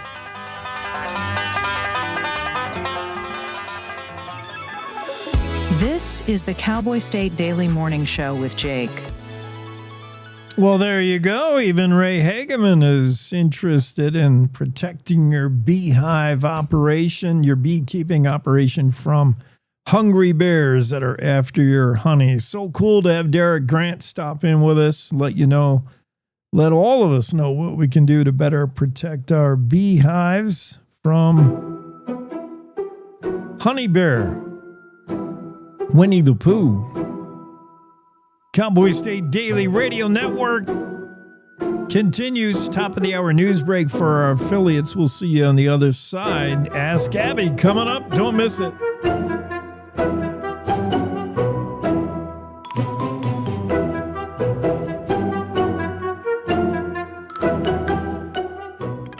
It's time to take a look at what's happening around Wyoming. From the Cowboy State Daily Newsroom, I'm Wendy Kaur. Wyoming Highway Patrol officials say they're cracking down on truck drivers who continue to bring oversized loads through the Green River Tunnel in the wake of a deadly crash there earlier this year. While a detour for oversized loads around the tunnel can add upward of 90 minutes to a driver's route, several officials told Cowboy State Daily's Jackson Walker the risk of pushing an oversized load through the tunnel is not worth the reward. I spoke to Wyoming Highway Patrol today, who told me that trucks trying to go through the tunnel can cause even more damage to the structure, prolonging the amount of construction time that's required to fix it. So they warned that in addition to fines and potentially taking away people's permits, truck drivers should be aware that going through this tunnel is only going to cause more delays. So they advised people just take the detour, let the construction workers do their thing, and the tunnel will be open again in no time. Wyoming Highway Patrol issued a strong warning to truck drivers last week after it caught a driver who authorities said purposely skipped the port of entry, drove an oversized load without a permit, and ignored road closure signs. Those violations amounted to more than $800 in fines. A Cheyenne fifth grade teacher accused of sexually touching young female students throughout the 2024-25 school year is back in jail after being released on bond prior because police say they also found child sex content on his phone. Brian Rell was charged July 21st with 9 counts of second-degree sexual abuse of a minor and 7 counts of third-degree sexual abuse of a minor after multiple female students came forward to say he'd been touching them inappropriately, both over and under their clothing, when they approached him during class for help with schoolwork. Now, Cowboy State Daily's Claire McFarland reports that Cheyenne police rearrested Rell on Tuesday on new charges. We broke this story on Brian Rell when he was originally arrested in late July, charged shortly thereafter, where he is accused of touching these girls. He had pleaded not guilty and bonded out by a surety bond. And the Cheyenne Police Department actually reported Wednesday, oh, he's back in, because while we were investigating, we went through his phone and found child sex abuse material, which laymen call child porn. If convicted, Rell faces up to a maximum of 285 years in prison. He's pleaded not guilty. A federal judge on Wednesday has shut down the U.S. Forest Service plans to expand livestock grazing on allotments in grizzly bear habitat in Montana's Paradise Valley near Yellowstone National Park. Cowboy State Daily's Mark Hines reports that while bear advocates say that's a key area for the intermingling of the lower 48's two largest grizzly populations, others argue that the sheer number of bears exceeds population recovery goals that were set after grizzlies in the lower 48 were placed under the Endangered Species Act protection in the 1970s. From the bear advocates' point of view, that's kind of a vital area where you have some genetic exchanges going on between the two large populations or subpopulations of grizzlies that we have, which is the greater Yellowstone ecosystem grizzlies. Our bears here in Wyoming belong to that subpopulation. The stock growers were disappointed with Judge Malloy's decision on Wednesday, saying that cattle producers are losing grazing allotments because of this, even though the population, they say, is recovered and thriving. I'll be back with more news right after this. Hey, Cowboy fans! Cowboy football single game tickets are on sale now. We can't wait to see you in War Memorial Stadium on Saturdays this fall. Whether it's being a part of the Gold Out against Northern Iowa, Homecoming against UNLV, the Border War versus CSU, or other great matchups, let's pack the war. Get your tickets today at GoWyo.com or call 307-766-7220.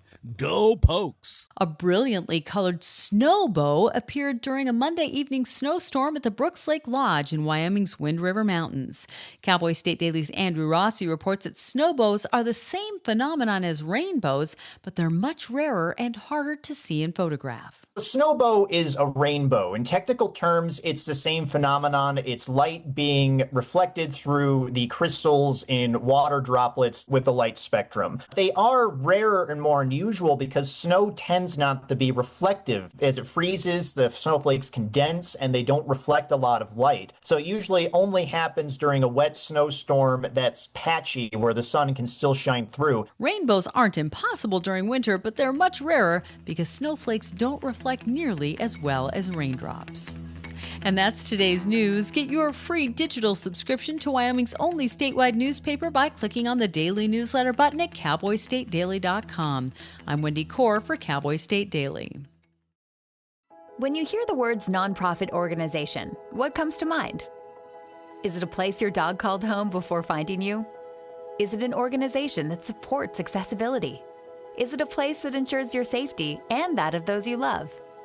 That protects endangered wildlife and habitats or fights for our most basic needs? It's impossible to show all the ways nonprofit organizations make a difference in our world. One animal, one person, one cause at a time, but it's not impossible to be part of it.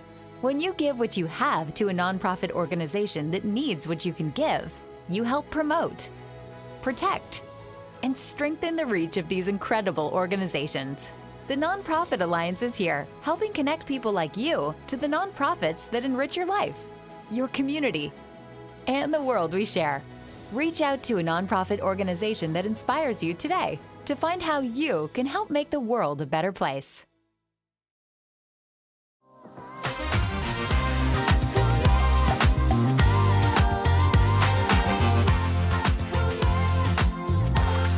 Yeah, the need to make the world a better place, the United States a better place. I think we could maybe think about changing US of A to just S of A. I don't know how united we are these days. We had Congresswoman Harriet Hageman on earlier in the show. We asked her what's going on with Mace versus Omar in the House. These are your housemates, so to speak, in Congress. Representative Nancy Mace, not the first time that she's butted heads with Representative Ian Omar. Mace, a Republican, Omar, a Democrat. They've bickered back and forth at each other before, but the whole feud rekindled over the Charlie Kirk death assassination. Omar has said some ugly things about it. She's called Charlie Kirk reprehensible. And she is one of many who have made comments in the aftermath of Charlie Kirk's death that were not very considerate. In fact, were inflammatory. And Nancy Mace says she's had enough of it. And she called for a censorship of Representative Ilhan Omar, which is the second highest punishment you can receive in Congress. Expulsion would be the worst, like get out. And then censorship would mean you're stripped of your committee duties. Ilhan Omar is on one committee and she's on a couple of subcommittees, I believe. So Representative Nancy Mace called for censorship. That movement failed by one single vote in the House. 214 to 213, the vote was taken last night. We asked Representative Harriet Hageman how she felt about four of her fellow Republicans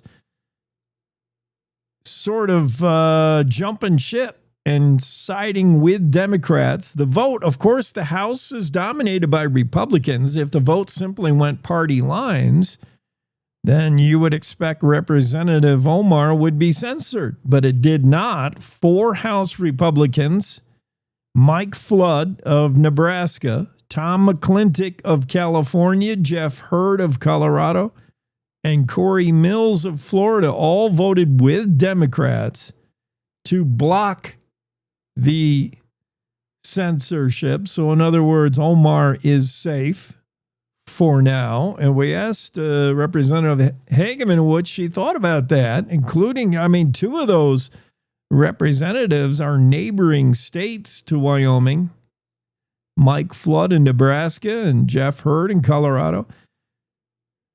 Congresswoman Hageman said she hasn't had time to ask any of those four Republicans what's up, what was their thinking in voting that way.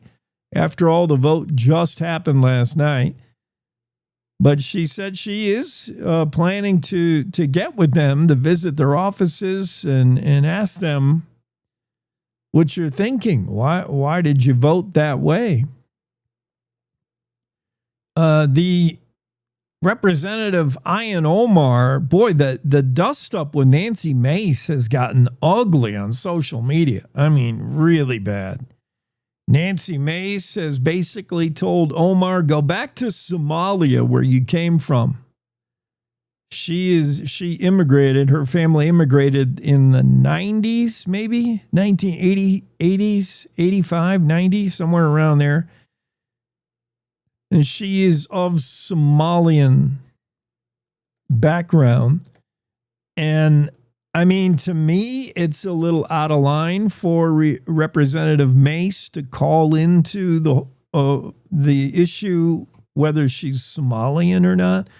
If your heartburn over Representative Ilhan Omar is her comments on Kirk, then keep it there.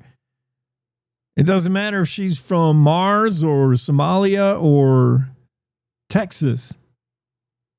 If your issue is what she said about Charlie Kirk, then keep it about that.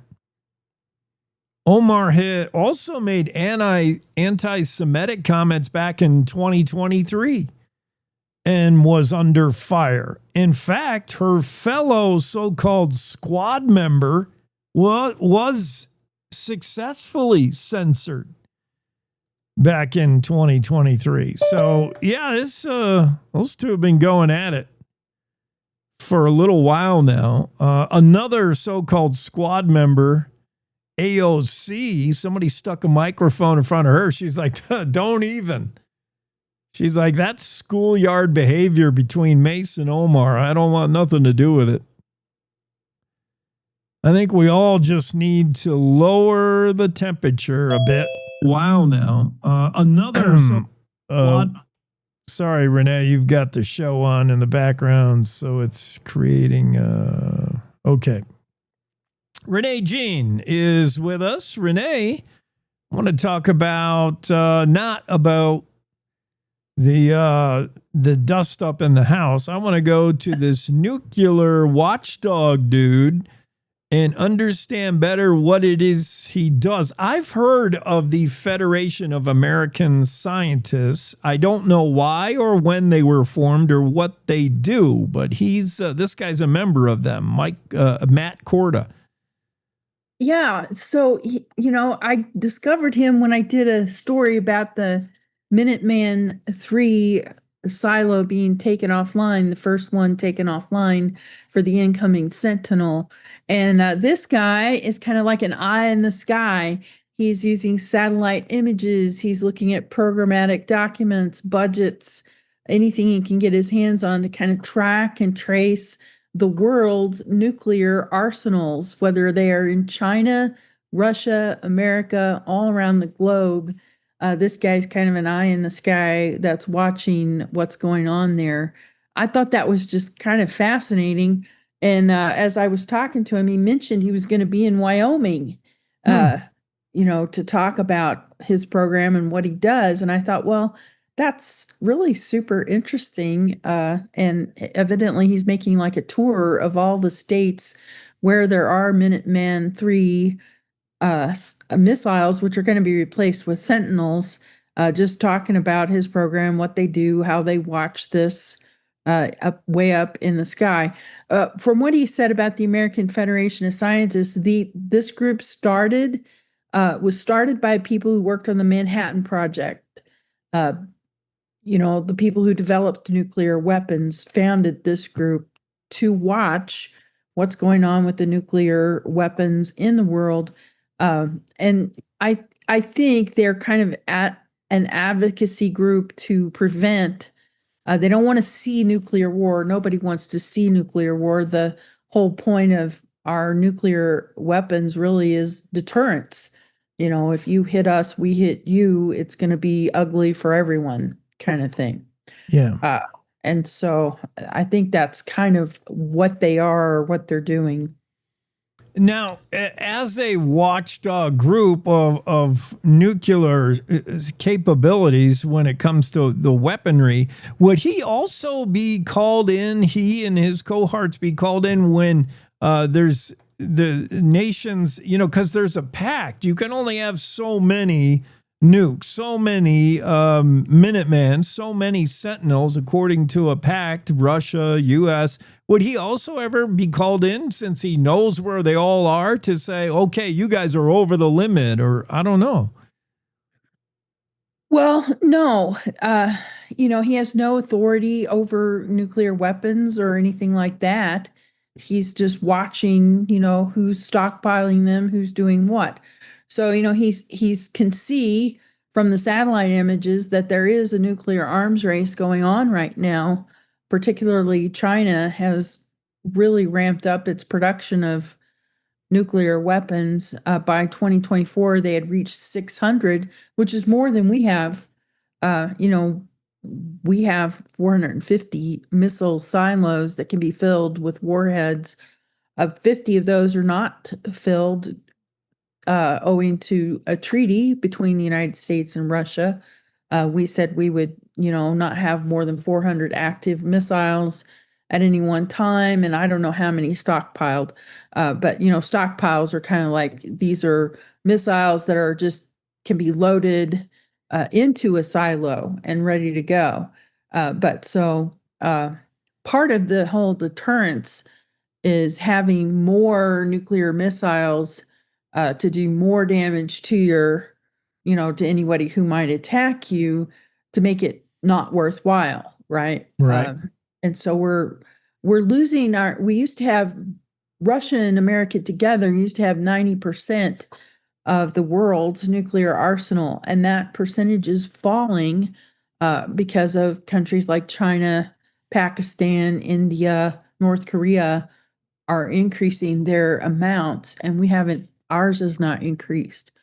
I think it's interesting to note that Russia stopped following that treaty, and the United States has kind of followed suit, and things are becoming much less transparent as far as who's doing what with nuclear weapons. So as this arms race is kicking up, things are becoming more secretive. Yeah. Well, I was just going to suggest that maybe these other countries, China and Pakistan, and should be brought to the table as well with the whole 400 max. But maybe nobody's doing that anymore. That's scary. Well, yeah, so if you read China's aims, I think that too is kind of eye-opening. They want to win wars against strong enemies, and they want to be able to, have counter invention or, prevent any counter intervention by third parties. All of this is aimed at, quote, national rejuvenation and a community of common destiny. So they're wanting to rewrite the world order is the way I read it, where China is on top. China's kind of flexing the muscle around the globe.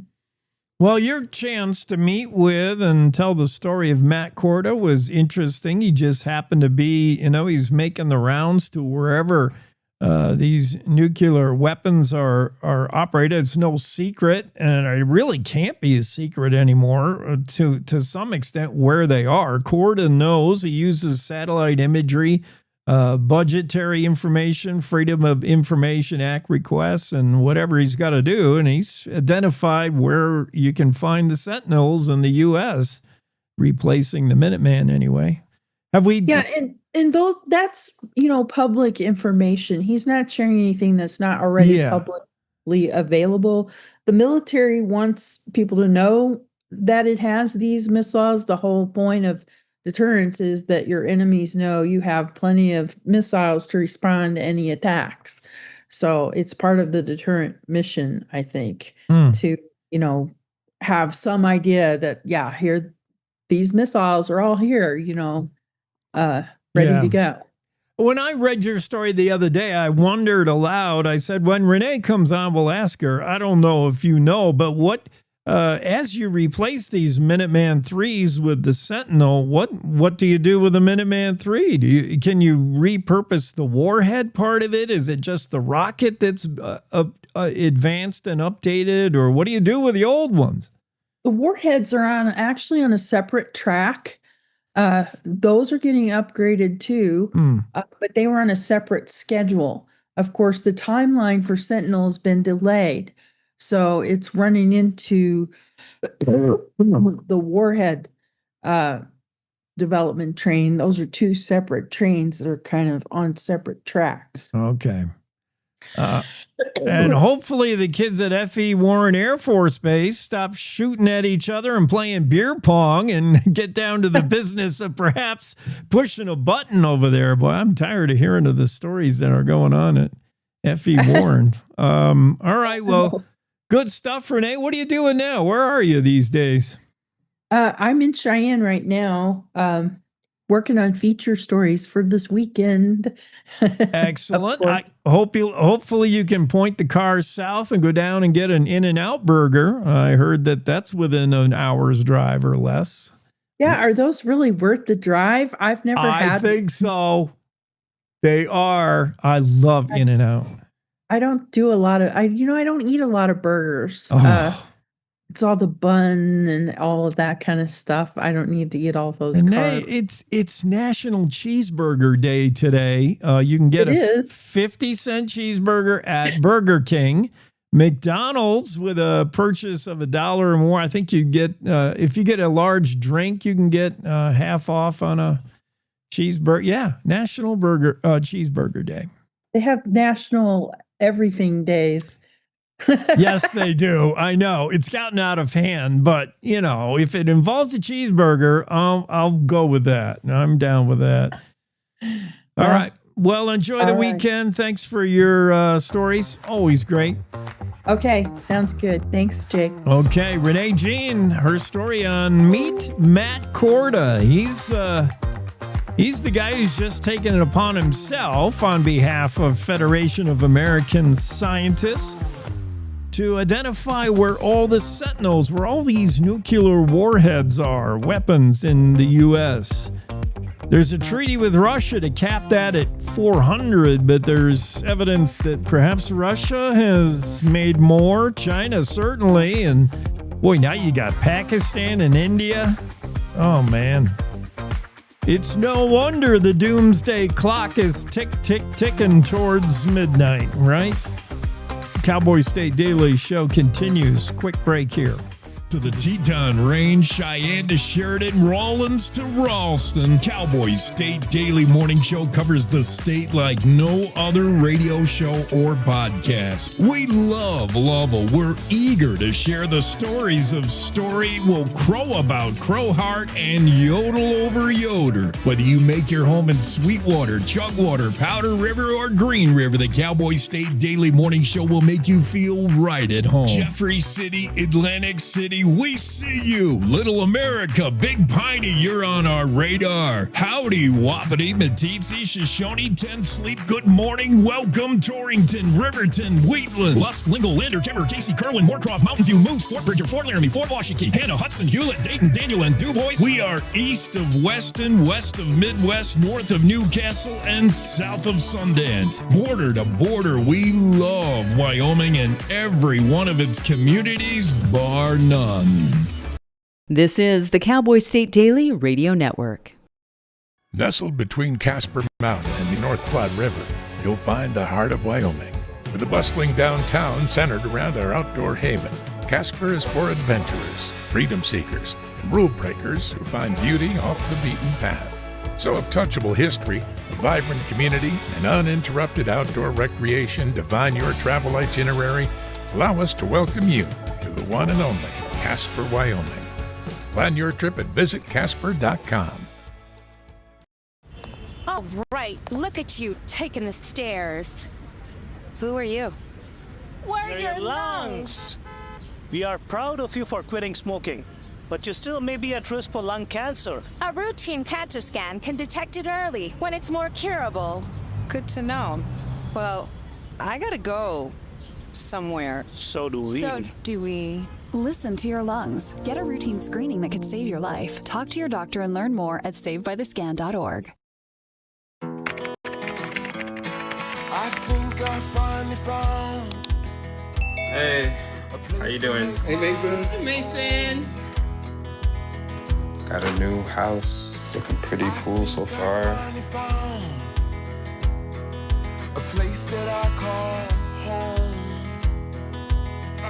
I'm teaching Louise how to cook some lasagna. It only takes a spark to make a fire start. The Dutch.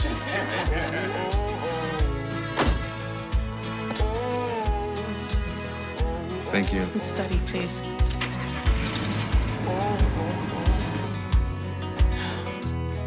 I think I finally found a place to make my own. A place that I call home. This place that I call home.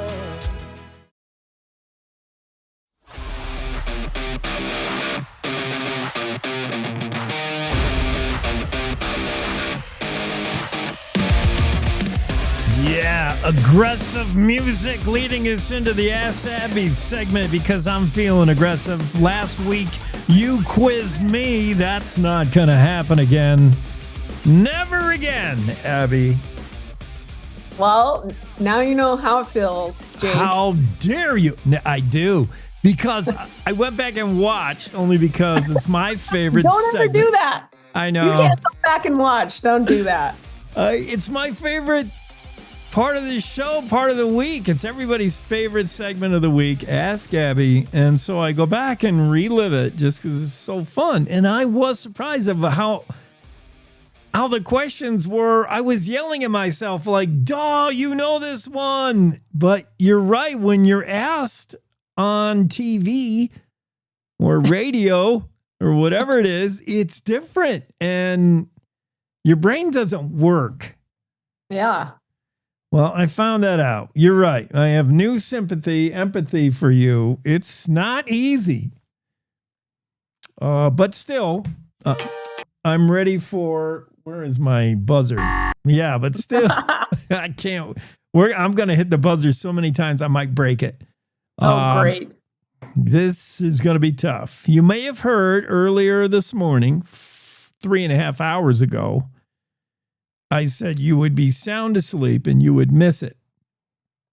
I gave you a heads up on what the trivia would be. No, I missed it. No. So you have not prepared. You are in no way ready for this. No way, shape, or form. Excellent. Well, that makes it more fun.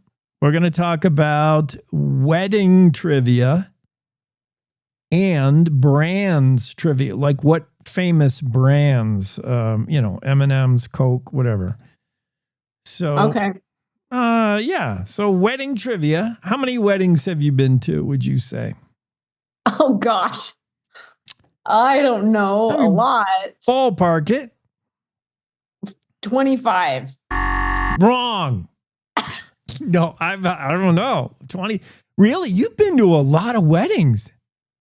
That would be my guess. I don't know. That's a hard question to ask. People have been getting married for 20 years of my life. Yeah, people keep getting married.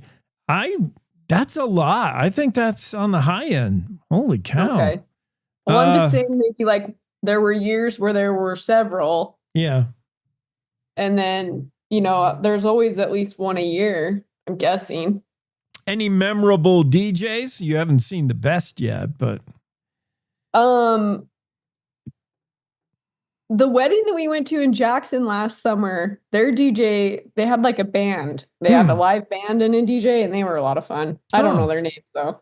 Okay, cool. DJ Jazzy Jeff. Yeah, maybe. Okay.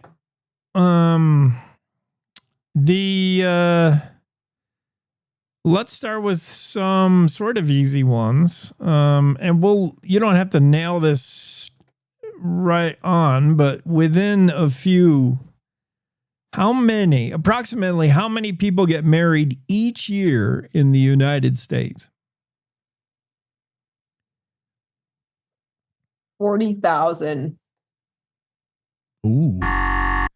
You're a little low. I guess it's not how many marriages or how many weddings, it's how many people get married. So half this number is the actual marriages. 300 million people in the U.S., approximately. How many get married every year? It's higher than you think. 2 million. Exactly. Wow. Yes, 2 million. That seems high, doesn't it? Yeah. This city is famously known for the quickie wedding and the quickie divorce. Las Vegas. Yes. The tradition of throwing rice on the wedding couple is sometimes replaced by something else because there's the fear that perhaps rice eaten by birds kills them or something. But so what else would you throw at a wedded couple? People blow bubbles. They do. We'll accept that. Okay. But you would also throw, because it does have some symbolism behind it, apparently. If not rice, what? Is something similar to rice? Yes. Not. Is it another grain? Yeah. Yeah.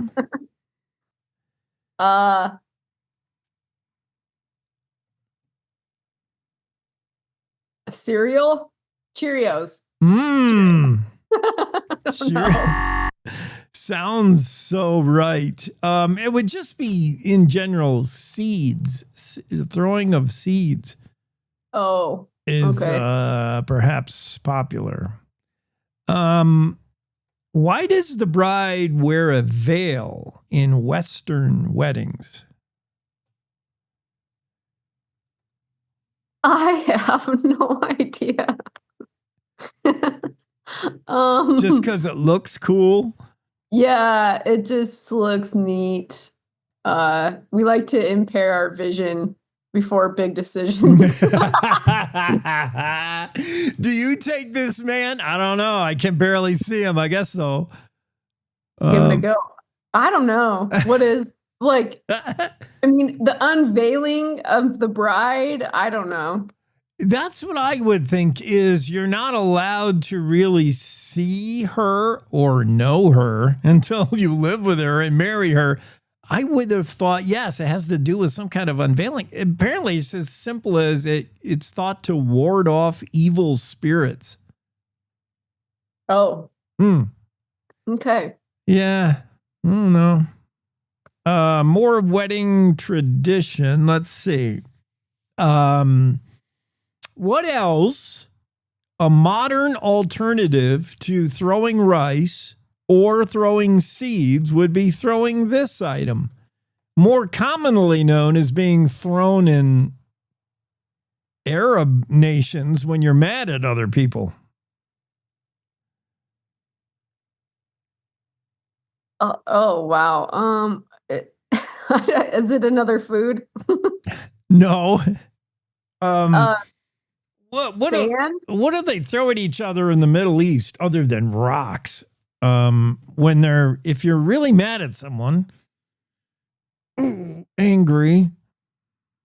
I do not know. Oh, sure you do. You probably even seen it in a movie or.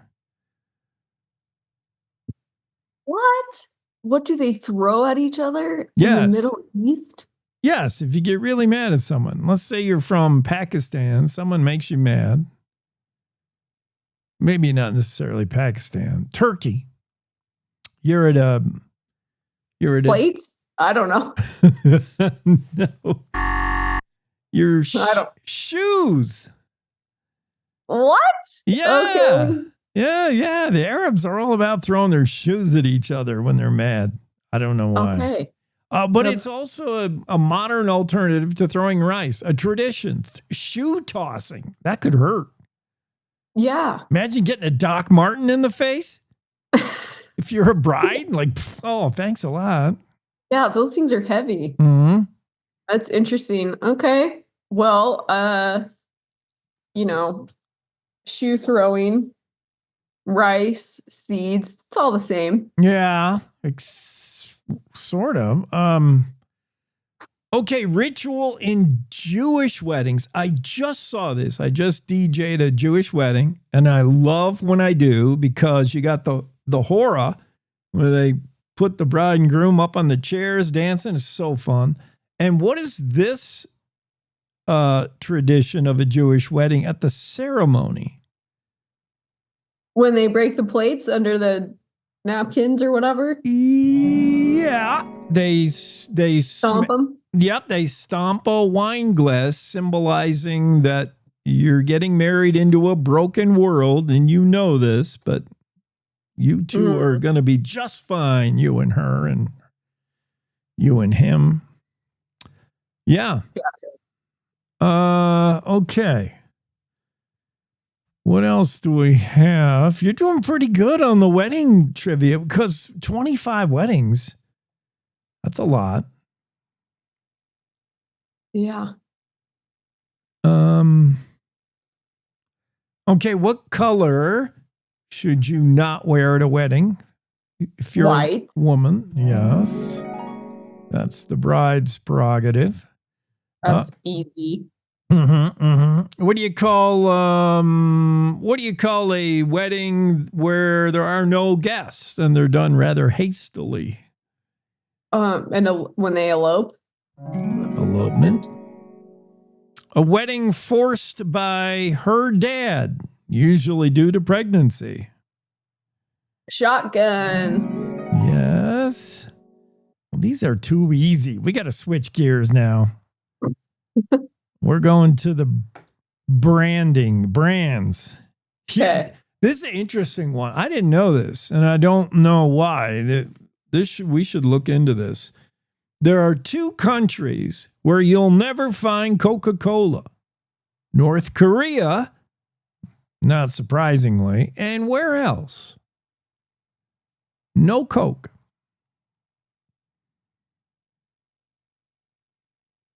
Oh man. North Korea and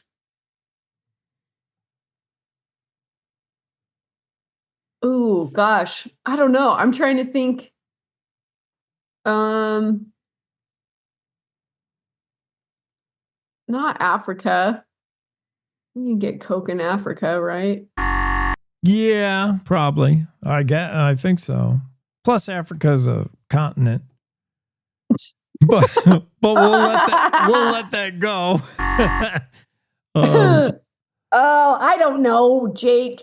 Well, think about their attempt to get all communist for a while back in the 60s, 70s, which would probably be why they don't like Coke. I don't know. You had people floating from this country, floating in like a Edsel to Florida. Like picture 6 guys rowing an old Edsel automobile through the ocean in order to get to Florida, to get the heck out of this country, because you couldn't get a Coke anywhere. It was all Pepsi. They were fleeing Fidel Castro. Oh. I don't know. Cuba. Oh, okay. And I don't know why that is.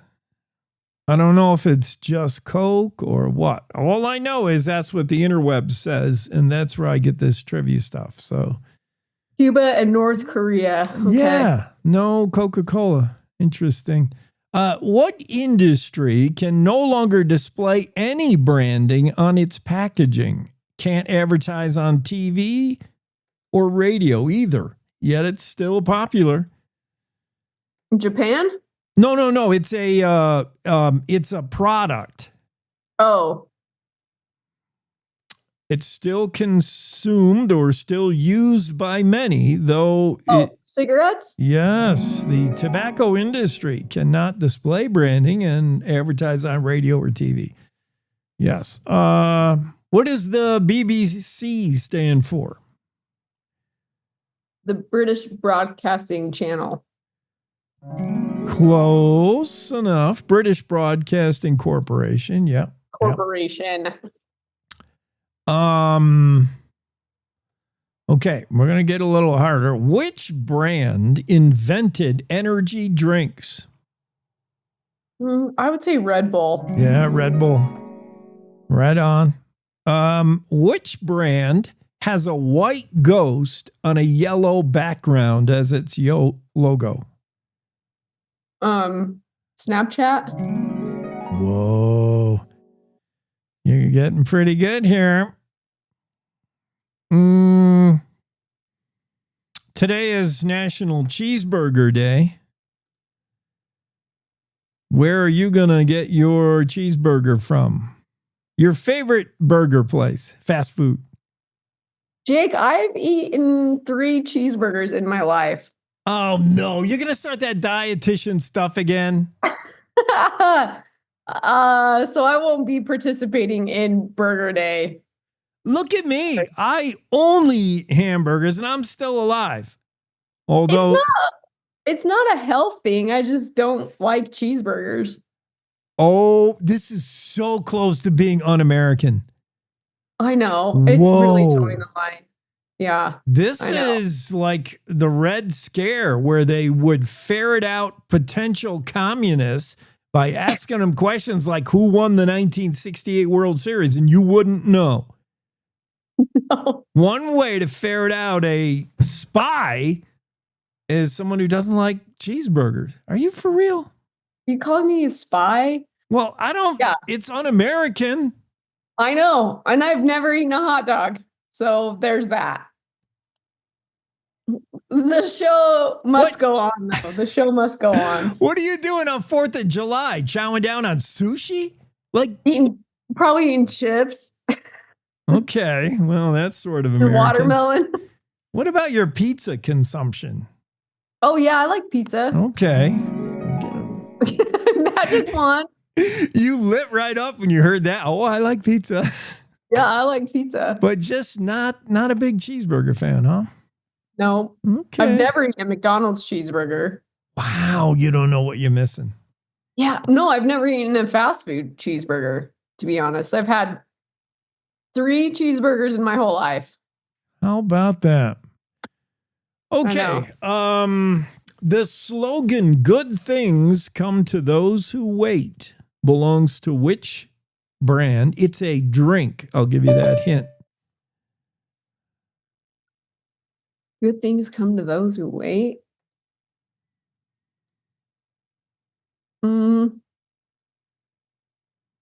I want to say it's a coffee brand, but No, it's the color of coffee. You would think it'd be something like ketchup because Heinz, it pours so slow. Good things come to those who wait. This is a slow pour for a bartender, probably slightly slower than Guinness? Yeah. Guinness. Yeah. Okay. I didn't really know that. I didn't know that either. Yeah. What about the slogan or the phrase, "I'm loving it"? Who does that belong to? McDonald's. Yes. Despite not being a fan of their food, you do recognize the marketing. That's good. Rice Krispies, Bran Flakes, Crunchy Nut, they all are cereals by this brand. Kellogg's? Kellogg's, yeah. Okay, I didn't know this I haven't heard either. the buzzer in a while, have we? No, you're doing really well. This is the last question. End on a high note. Let's go to the UK. Have you ever been to England? No.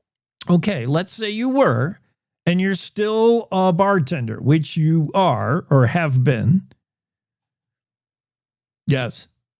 Yes, have been. I need you to confirm that out loud. It's like a court of law. The stenographer does not recognize you nodding.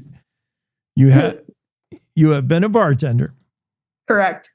Someone in England wobbles up to the bar and orders a wife beater. What brand of beer are you going to give them?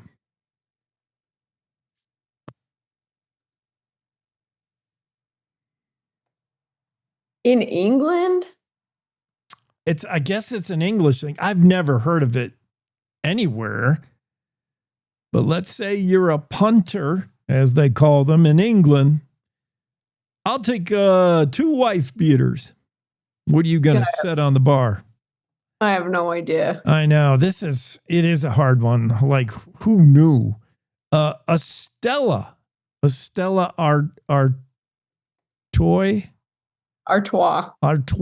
A Stella is a wife beater in the UK. Oh. Okay, I want to end on an easy one, though, for you. Okay, Grey Goose, Absolute are brands of which drink? Vodka. Yes. Excellent. Abby, you've done very well. Top tier performance today. One of the best, no doubt. Your brain is kicking in high gear on this Thursday. Yeah. All right. So what's Pinedale? Are you in Pinedale? Are you going to do that run? Race? No, I'm in race to race. No, I don't know where I am. I'm in Casper. Oh, okay. Yeah, no, and I also don't run. Yeah. That's not my thing. You could walk. Yeah, true. Yeah. Yeah. But I love what they're doing down there. That was fun to talk to Morgan, was it? Yeah. That's awesome. Good. Yeah. Yeah, and they should have nice weather, so that's fun. Yes. Nice weather everywhere. Okay, well, thanks, Abby. I appreciate it. Have a great weekend. Goodbye. Ask Abby. She did really well. Let's take a quick break. Coming right back with our final guest of the morning of the Cowboy State Daily Show. Wyoming is the Cowboy State. From corner to corner, there are so many stories to be told, and more cowboys and cowgirls are turning to the Cowboy State Daily News team to keep them in touch with what's happening both locally and in other parts of Wyoming. I'm Riley Strand, videographer and production assistant for Cowboy State Daily Video News. We're proud to bring the most important stories to our viewers every day. The stories that start conversations, the stories that make us laugh, the stories that make us think. Our experienced journalists at Cowboy State Daily are crisscrossing the state every day, talking to those who know the news best. Every day, host Wendy Core and I talk to the reporters who are covering the topics, issues, and people that are important to Wyomingites. And in our daily newscast, we bring you those stories. Tune into the Cowboy State Daily video newscast every morning, only on cowboystatedaily.com. You're listening to the Cowboy State Daily Radio Network. Wyoming is a place of unlimited potential, a place that inspires us to dream.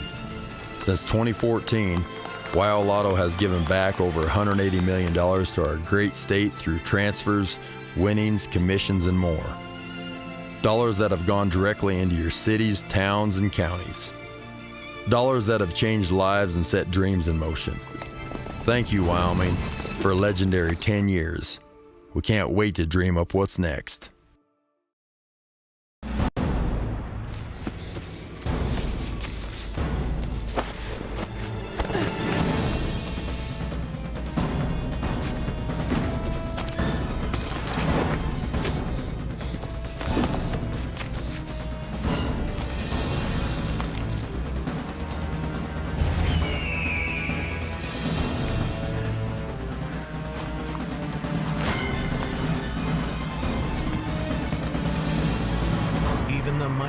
Might not see it coming.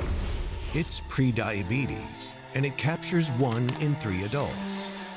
You may not even know you have it, but you can escape. Take the 1-minute prediabetes risk test to know where you stand. With early diagnosis, you can change the outcome and prevent or delay type 2 diabetes. Be your own hero on smartphones everywhere at doihaveprediabetes.org. I wanted to talk with you and your mom today, Lily, because of some of the changes your friends and teachers have seen in you lately. And along with the incident the other day, you were with Derek when he was caught selling marijuana. Yeah, he was selling it. Honey, we know. But we care about you and want to know what's going on. That's right. We'd like to understand it better and see how we might help. And if weed is a part of it, we want to make sure you know about the negative consequences for someone your age. So, can we talk? Talk. They hear you.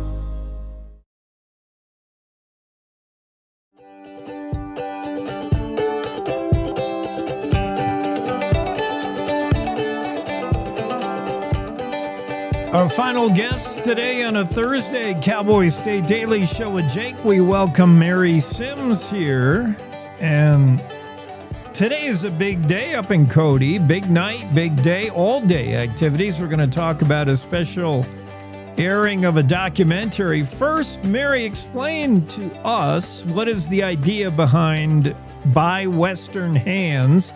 What's your association affiliate? Are you running the whole show? What are you? How do you fit into By Western Hands, and what is it? Thank you for having me this morning. By Western Hands, I am the executive director at By Western Hands, and By Western Hands is a nonprofit that has 57 artisans across 17 different states and Canada. Our mission is to keep the Western functional arts alive, to educate, conserve, and perpetuate the Western functional arts. So we teach the next generation skills and techniques to keep those functional arts alive. I would imagine some of it, a big part of it is leather making. That's an artist's craft that needs to be kept alive. What else would be Western art that you work with? We have everything from furniture to clothing to jewelry to home decor and everything in between. We have mediums such as wood, antler, bone, heavy metals, fine metals, and like I said, jewelry and home decor, clothing, all of that. Specialty clothing, we don't carry t-shirts and do t-shirts like that, but specialty clothing, coats, jackets, vests, things like that. Mary Sims, Executive Director by Western Hands, dedicated to preserving, celebrating rich tradition of Western functional art and design. You do it by several ways: education, conservation, perpetuation. What education? Like, how do I become an artisan? Let's say I do the loom. I don't know. Weaving has got to be one of those things. How do I get in? How do I become a member, an artisan? What do I have to do? So to become an artisan, you have to actually go through an application process. You apply. If you were to want to be a master artisan, you apply. To be an artisan, you fill out an application, get some letters of recommendation, and you bring your work in for us, for the jury to take a look at, check quality, uniqueness, craftsmanship, etc. If you want to apprentice with an artisan, you come in and you talk with me, and then I match you up with an artisan to learn and to mentor with. Very good. By Western Hands. So tell us why we're all going to be heading to Cody tonight. Big reception and a film premiere at the Cody Theater. What's going on today in Cody? So tonight we have the art walk. Several different galleries and stores around town will be participating in that. We're participating in it as well. Also, during the art walk, we are going to be premiering Made in the West, which is a documentary about Western functional art that focuses on a practical purpose, from furniture to household items and clothing. It covers the impact of Native Americans, Buffalo Bill, Thomas Molesworth, and different things like that. Romanticism of the West and what is considered Western style. So we'll be premiering that tonight at 5:30 at the Cody Theater. A reception will start here at 5 o'clock tonight, and then we'll move over to the theater and have the premiere there. This is a collaboration between Nashville PBS and Wyoming PBS, this documentary. It's not, is it brand new, or are you just It is brand new. Oh, really? It is brand new. Tonight is the very first showing, so you should be there. It'll be a lot of fun. Oh, I would have to start now getting there and drive through the park, drive through Yellowstone, which is always aggravating getting behind RVs, but it is very tempting, Mary. I'll be up in Cody when Jackson plays the Cody Bronx in football coming up in about a month from that, like October 3rd-ish, around that weekend. So maybe I'll check out what's going on by Western Hands, but I'm going to miss, I think, the film premiere. Don't you miss it if you're in Park County, anywhere near Cody. Get there today. 5 o'clock reception by Western Hands. That's on 12th Street in Cody. And then everybody's headed over to the Cody Theater to see the premiere of this movie. What's it called? Made in the West. Made in the West. Cool. I love it. Keeping Western art alive. You know who would have been, boy, if we didn't lose him this week? It sounds like a Robert Redford thing. He would love this kind of stuff. He just loved Wild West and the art of the West.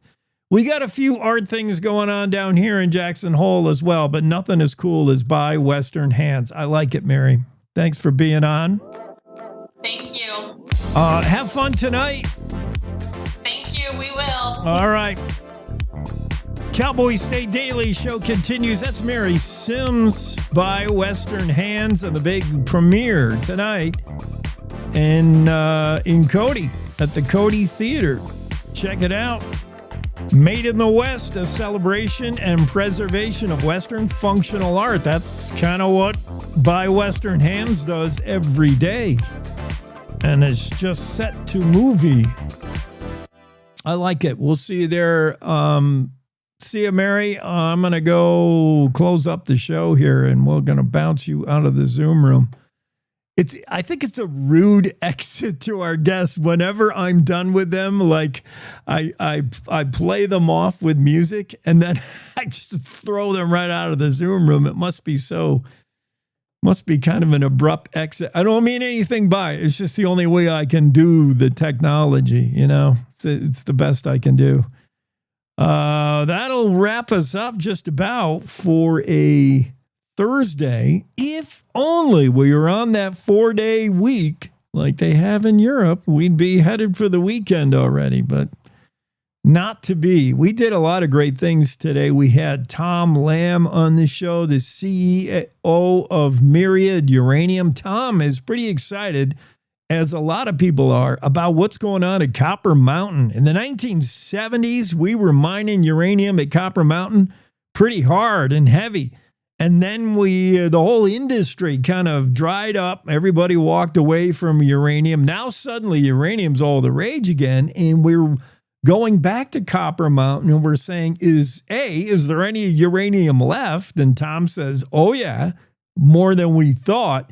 And is it good uranium? And Tom says, oh yeah, higher grade than we ever thought. So it's really positive news. Copper Mountain and the uranium play there is positive stuff for Wyoming, and it's got Myriad Uranium pretty excited about what's going on at Copper Mountain. We talked to him about that.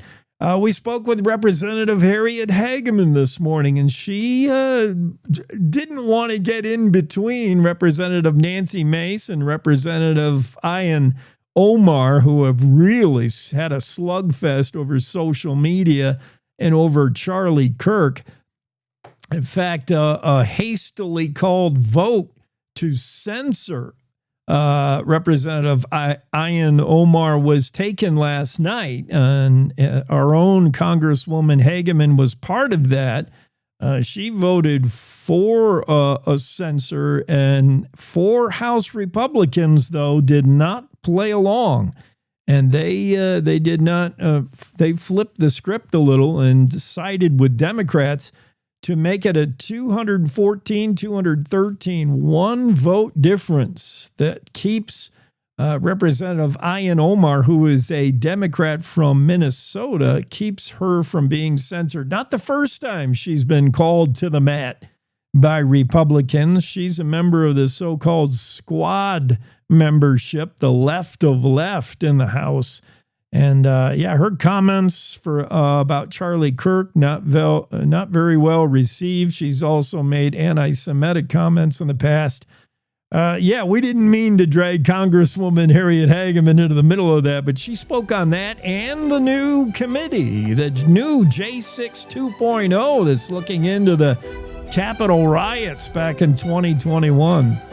We had it all today, man, and a lot of guests. Thanks for all our guests for being on the show today. That'll do it for this Thursday. See you tomorrow again, same time. Good morning. This is the Cowboy State Daily Morning Show with Jake. The new way Wyoming wakes up.